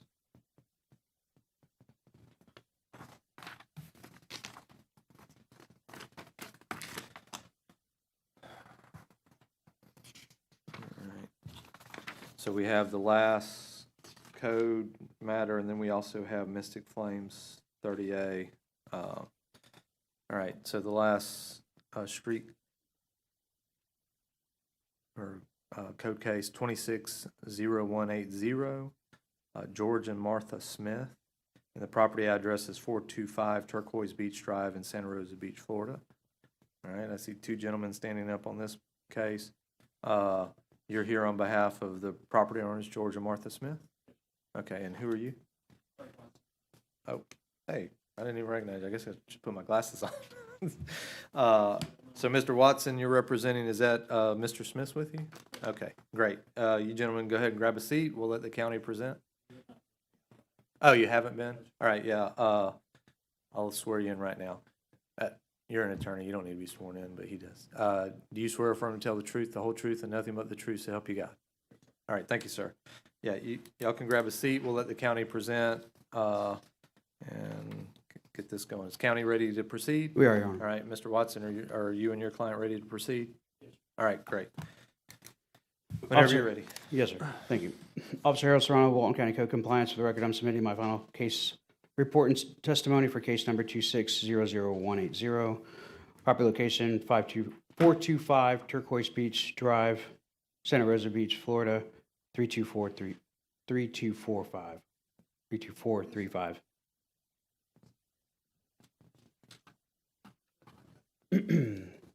Property owners George and Martha Smith. Property is an unincorporated area of Walton County and is subject to the Land Development Code, Chapter 7, and the county ordinances. Violations cited is 7.02.01, junk and litter, 1.13.00A, development approvals. On March 17th, I conducted an inspection of the property. Upon arrival, following conditions were noted: inoperable vehicles visible from the roadway, junk and debris observed from the roadway, piles of debris. On March 21st, notice of violation was posted to the property, and a certified mail copy was sent on March 20th, 2026. On April 2nd, the property owner, Mr. Smith, came to the code office to discuss the violations that had been posted to his property. We discussed the issues of the property to include the junk and litter and development approvals. for dirt that had been brought in for the shoreline protection and a restoration plan that was not implemented from a prior case. On 4/30, I conducted a follow-up inspection of the property. I observed that the vehicles previously noted had been removed. However, there were still piles of debris presented in the front yard.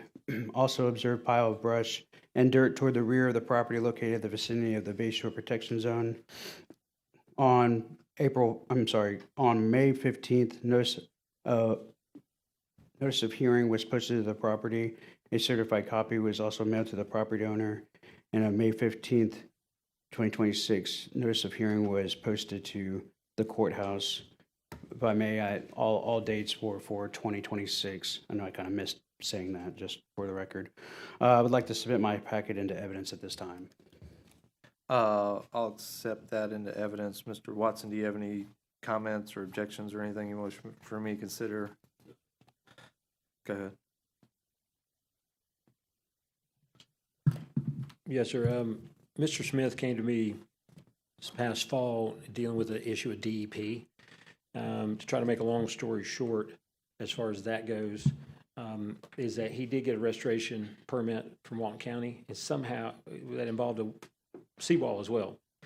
And due to a mistake between the parties, somehow DEP hadn't issued a permit. My experience is you can't get a permit from Walton County without the DEP permit. And so what we've been trying to do really is right now we're kind of sideways, for lack of a better expression, with DEP, and we're trying to figure out exactly what the minimum that we need to do. This is dealing with really the backyard and the dirt. And so I called code enforcement yesterday just to see if I could get 30 days extension of the hearing. And I'm here today essentially to just ask if I could get 90 days. We're in a position with DEP as far as the dirt in the rear. We're not wanting to remove anything until we have a final with them of knowing exactly what we're trying to do and what they're going to allow us to do. Currently, we are being fined by them, and so the rear of the property is going to work its way out regardless within that 90 days, and we will bring it in compliance. As far as the front, and I might want to have Mr. Smith come up here and talk to this, but as of this morning, I see the pictures that were taken by code enforcement, and Mr. Smith's anticipation is the last of the junk that was in the front yard this morning, or yesterday, I guess, it's today the 10th? Yes, yesterday, that was supposed to be picked up by Waste Management this morning. Now, he has not been back to his house to see if that is gone, and I can't testify or at least represent for a fact that it is gone since we have not been out there since then. And so I'm just asking for a continuance to try to get my arms around the DEP. The front should be taken care of, and we will make sure that it is taken care of within a week as far as any kind of junk or anything of that nature. All right. I don't know if I did this. I'll go ahead and accept the county's exhibit as Exhibit 1. I understand. So normally I won't continue these. I mean, we'll consider providing, in a time to bring the property in compliance. You bring the property in compliance within that time period, then there's no future hearings to worry about. Everybody can go about their day. So I hear from you, not necessarily a denial of the violations, just requesting the maximum amount of time allowed to rectify those. Yes, sir. Okay. Thank you, sir. Is there anything from the county related to any of the testimony or argument that Mr. Watson made? No, sir. Okay. What's the county's recommendation or request? With the communication we've had yesterday and all, it seems that they're doing trying to get rectified on it. We could recommend 90 days. We'll give them a 90 days to get that in compliance and get that application for the proper development approvals.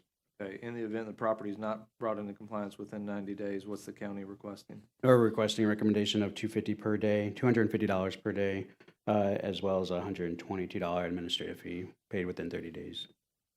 All right, Mr. Watson, do you have any comments on I think you both the county as well as property owner in agreement, the 90 days is sufficient. Do you have any comments regarding the request? Only on have the $250, I think the admin fee, that's. Sure.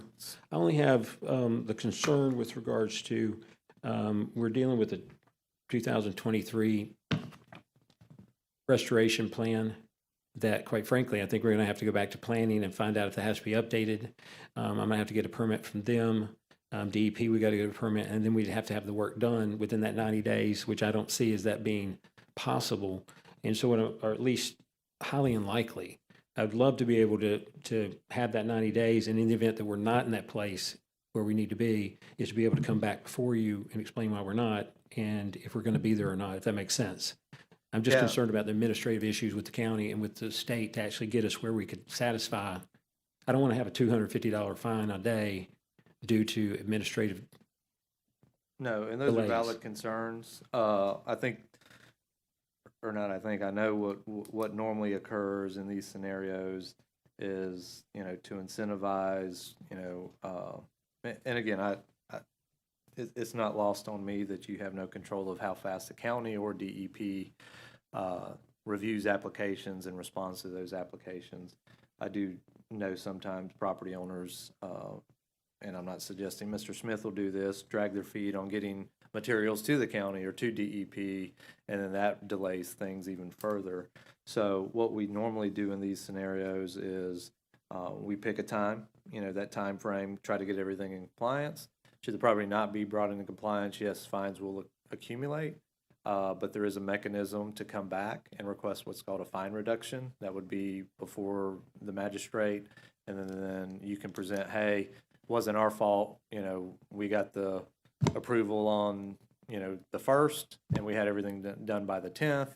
Any delays were related to the county or DEP or some other thing, and then we can resolve those issues. Usually the county's pretty forthcoming as to, hey, those were our delays, we're fine with reduction, or hey, those weren't our delays and those were the property owners. So this prevents us from having multiple hearings on these things, because and I think what's in my mind, and maybe from the county, I don't want to speak for them, is optimistic that you're here, you're taking care of this, you've been taking care of it, you've outlined your issues. So I think those would be persuasive, when it comes time to, or, if that time ever comes where you have to seek a fine reduction, we can take those into account. Let me ask you, will you be here in 90 days? Maybe, I don't know. You have to ask the county. Because even with the DEP, I hear exactly what you're saying. So we're saying is that in general, there'll be a sympathetic ear in the event that, because we've even got to get as-built surveys and everything else for DEP. If we have permits in hand or something like that, but we haven't got the work done simply because we don't have the people or the contractors in place to actually, or we just got the permits yesterday, something of that nature, y'all be willing to listen to that conversation and. Yeah, 100%. Okay. All right. That's all I can ask for. All right. Anything else from the county? Just to reiterate that yes, sir, Mr. Watson, that the old restoration plan would need to be reinstated out with the planning department, just so everybody was clear on that. I understand. All right. Anything else from the county? No, Your Honor. Anything else from you, Mr. Watson? No, sir. All right. We swore Mr. Smith in. Mr. Smith, you want to say something? Fine, thank you. Okay, that's probably the right answer. All right, gentlemen, thank you. I'll go ahead and close the evidence portion of this hearing. I'll make the following findings of fact and conclusions of law. I'll find that the property located at 425 Turquoise Beach Drive in Santa Rosa Beach, Florida, is in the unincorporated area of Walton County, Florida, and is therefore subject to the Walton County Land Development Code. Based on the testimony and evidence presented, I do find there currently exists a violation on the property, specifically a violation of 1.13.00A development approvals and 7.02.01 junk and litter, which may or may not have been resolved today, but once you review that, have the county come out there and do a drive-by or walk, they'll confirm that, so that'll resolve itself. I'm hopeful well before the time period provided. But nonetheless, I do need, I'll find that there is a violation there that needs to be rectified.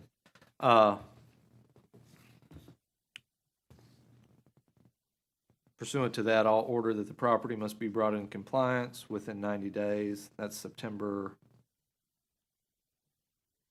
8th. So on or before September the 8th. In the event the property is not brought into compliance on or before September the 8th, I'm going to order, instead of the 250, I'm going to order 150 per day fine, because I believe the property owner has shown good faith and, but there would be fines obviously accumulating, so $150 is not, per day is not anything to be sneezed at. The $122 administrative fee, that'll need to be paid regardless of whether you get the property brought into compliance or not. Can you bank that within 30 days? Okay, you probably can't pay it today because it might not be in the system, but I'll give you 30 days to pay. Probably wait a day or so, and then you can pay that with the county. The I believe that is it. Did I miss anything from the county? No, Your Honor. All right. Did I miss anything, Mr. Watson? No, sir. All right. Thank you, gentlemen, for appearing and spending time with us. That concludes your case, and you're dismissed. All right. Sign that order. I think the only thing we have left is to revisit the very first matter that was listed on our agenda. That is vendor Mystic Flames 30A. We have Anthony Jett as a representative. Who do we have on behalf of the county? I'm sorry? Officer Williams. All right, Officer Williams. I don't have anything up here. I guess you're going to just present as we go. Is that correct, Officer Williams? Any evidence? I do not have any evidence. All I knew was that this was a hearing for, I guess, leniency on his suspension. Okay. Yeah, this is listed as a contesting a permit suspension. So is Mystic Flames 30A ready to proceed? Okay. County, are you ready to proceed? Yes, sir. Okay. I'll go ahead and hear, since this is a request for contesting the permit suspension, I'll hear from you first. Go ahead. Thank you. I'm not really necessarily contesting anything. I'm just asking for a little bit of, I guess, leniency. The two violations that we had, I don't really feel that they're a huge violation. We had one for setting up 5 minutes too early, and then we had a violation from a night where we actually got 3 citations in one night for a fire extinguisher being too small. We got 2 of them removed. I guess one of them wasn't removed, and then these ultimately led to a 3-day suspension for this weekend. Some of the events that we have this weekend have been scheduled for months in advance. A few of them are weddings that people have been planning, and I just feel, it's going to cost me thousands of dollars and people to miss out on their weddings because we're not able to vend or pull a permit for a fire extinguisher and setting up 5 minutes too early. I mean, we do hundreds of events per year. These are just a few little small things from newer employees that we had pulled onto the team, and they've learned from that. And I've already paid them. I've talked to the team, let everybody know. But I just feel like the suspension is a little bit rash for these 3 days coming up. So how many events do you have? For this weekend? Yeah, that would cover because we're talking about the 3-day suspension, correct? Am I wrong on that? Is the 3-day suspension for violations of the vendor permit? Is that correct? That's correct, Okay. sir. So we're looking at 3-day suspension that would be triggered for this weekend. How many events does Mystic Flames 30A have? As of right now, we don't have any permits, but we had originally had 9 events scheduled that I'm going to have to pass on to other vendors if in the event that we're still suspended after today. Okay, so if the suspension was postponed by a few days, because I think the issue is the citations have already been either paid or was there a hearing on this, or was it they just paid? They were just paid, Okay, sir. so the payment of the suspension, or I'm sorry, this payment of the citations takes it out of my hands as it relates to any arguments or mitigating factors, right? So that bell's been rung. But I do have some flexibility potentially as it relates to maybe when the suspension will go in place. It's very rare to just dismiss the suspensions, but if there's a way to maybe mitigate some of the impact on the business, I'll hear that. So it sounds like you're saying there would be an impact to your business if the suspensions didn't start, today's Wednesday, right? So if it started tomorrow, that'd be Thursday, Friday, Saturday, probably right in the thick of what you would normally have for that. Are you just requesting to get past the weekend? Maybe the suspension start on Monday, or, now, I will say this, I'm not going to just, put the suspension so far out that there's, no punishment aspect to it, right? Like, just, put it till October when we don't have any, we're not gonna do that, but, I mean, within reason, I do not mind hearing and considering moving a suspension so the impact is not as severe. Yeah, I mean, honestly, the suspension has to happen. I would actually rather it just happen, starting tomorrow, Thursday, Friday, Saturday, because I've already set up a contingency plan. As long as it can just be passed off to another vendor and somebody else can just do it for me, I would rather do that since I've already planned on that. Yeah, that's your call. Like I said, I mean, I would, I'm looking at a calendar now. If it started, on the 14th and you were able to, keep those but, again, it's up to you. I don't know your business. I don't know your schedule. So, if there's a way to consider maybe lessening the impact to your business, again, I'm more than happy to consider that. I know these things, you're not the first vendor that's ever come up here. So, be glad to consider, bumping it to maybe next Monday, right? So you can get most of these, but you're going to have that still. But if you prefer that the suspension start immediately, we can do that, or we can, look at another date. But yeah, I mean, if it can't just go away, I'd rather just start it tomorrow and just get it over with, Thursday, Friday, Saturday, and then I'll just pass it on if there's no option to just pretty much mitigate it, Understood. What's the county's position? The county's fine with that, sir. All right. So with that being said, all right, we'll order, so we'll deny the appeal. We'll order that the 3-day suspension will begin June 11th. And how does that work? Does that start at like 12:01 a.m. June 11th and then go to 11:59, I guess, on the 13th? Yes, sir. Okay. He just would not be able to vend on Thursday, Friday, Saturday at all. Okay. He could resume on Sunday. Do you understand that, Mr. Jett, as far as how that would work for you? Yeah. And you're still good with that? That's fine.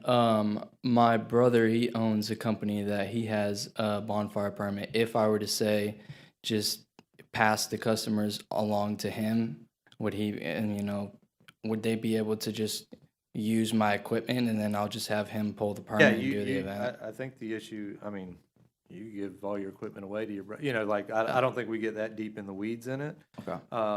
So yeah, if you find alternative means, for these clients that you have, and you have that set up, I mean, I don't see any reason why the county's gonna go out there and start yanking your stuff, because the permit will be in maybe your brother's business. Am I incorrect on any of this? I mean, just. No, sir, that's Okay. fine, as long as the permits themselves are not listed under Mystic Flames 30A. Right. And I think maybe his question was if he has chairs or a beach umbrella or whatever it might be that has Mystic Flames 30A on it, would that No, create sir. an issue? No, sir, that would not create an issue if he wants to do that. I think it could cause a problem because someone that knows about this suspension is probably going to call a complaint in on him that he's Right.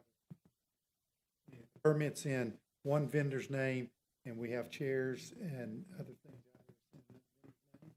So, if his brother's a vendor, he should have chairs as well. Right, but if his brother has other, I guess, permits or other clients that are, and his equipment's being used on those, and then, so say there were, we'll just say for argument's sake, 10, and 5 were Mystic 30As and 5 were his brother's, and he's only got enough the brother's only got enough to do the 5. And then he's like, well, hey, I'll take yours, but I'm gonna have to use your stuff.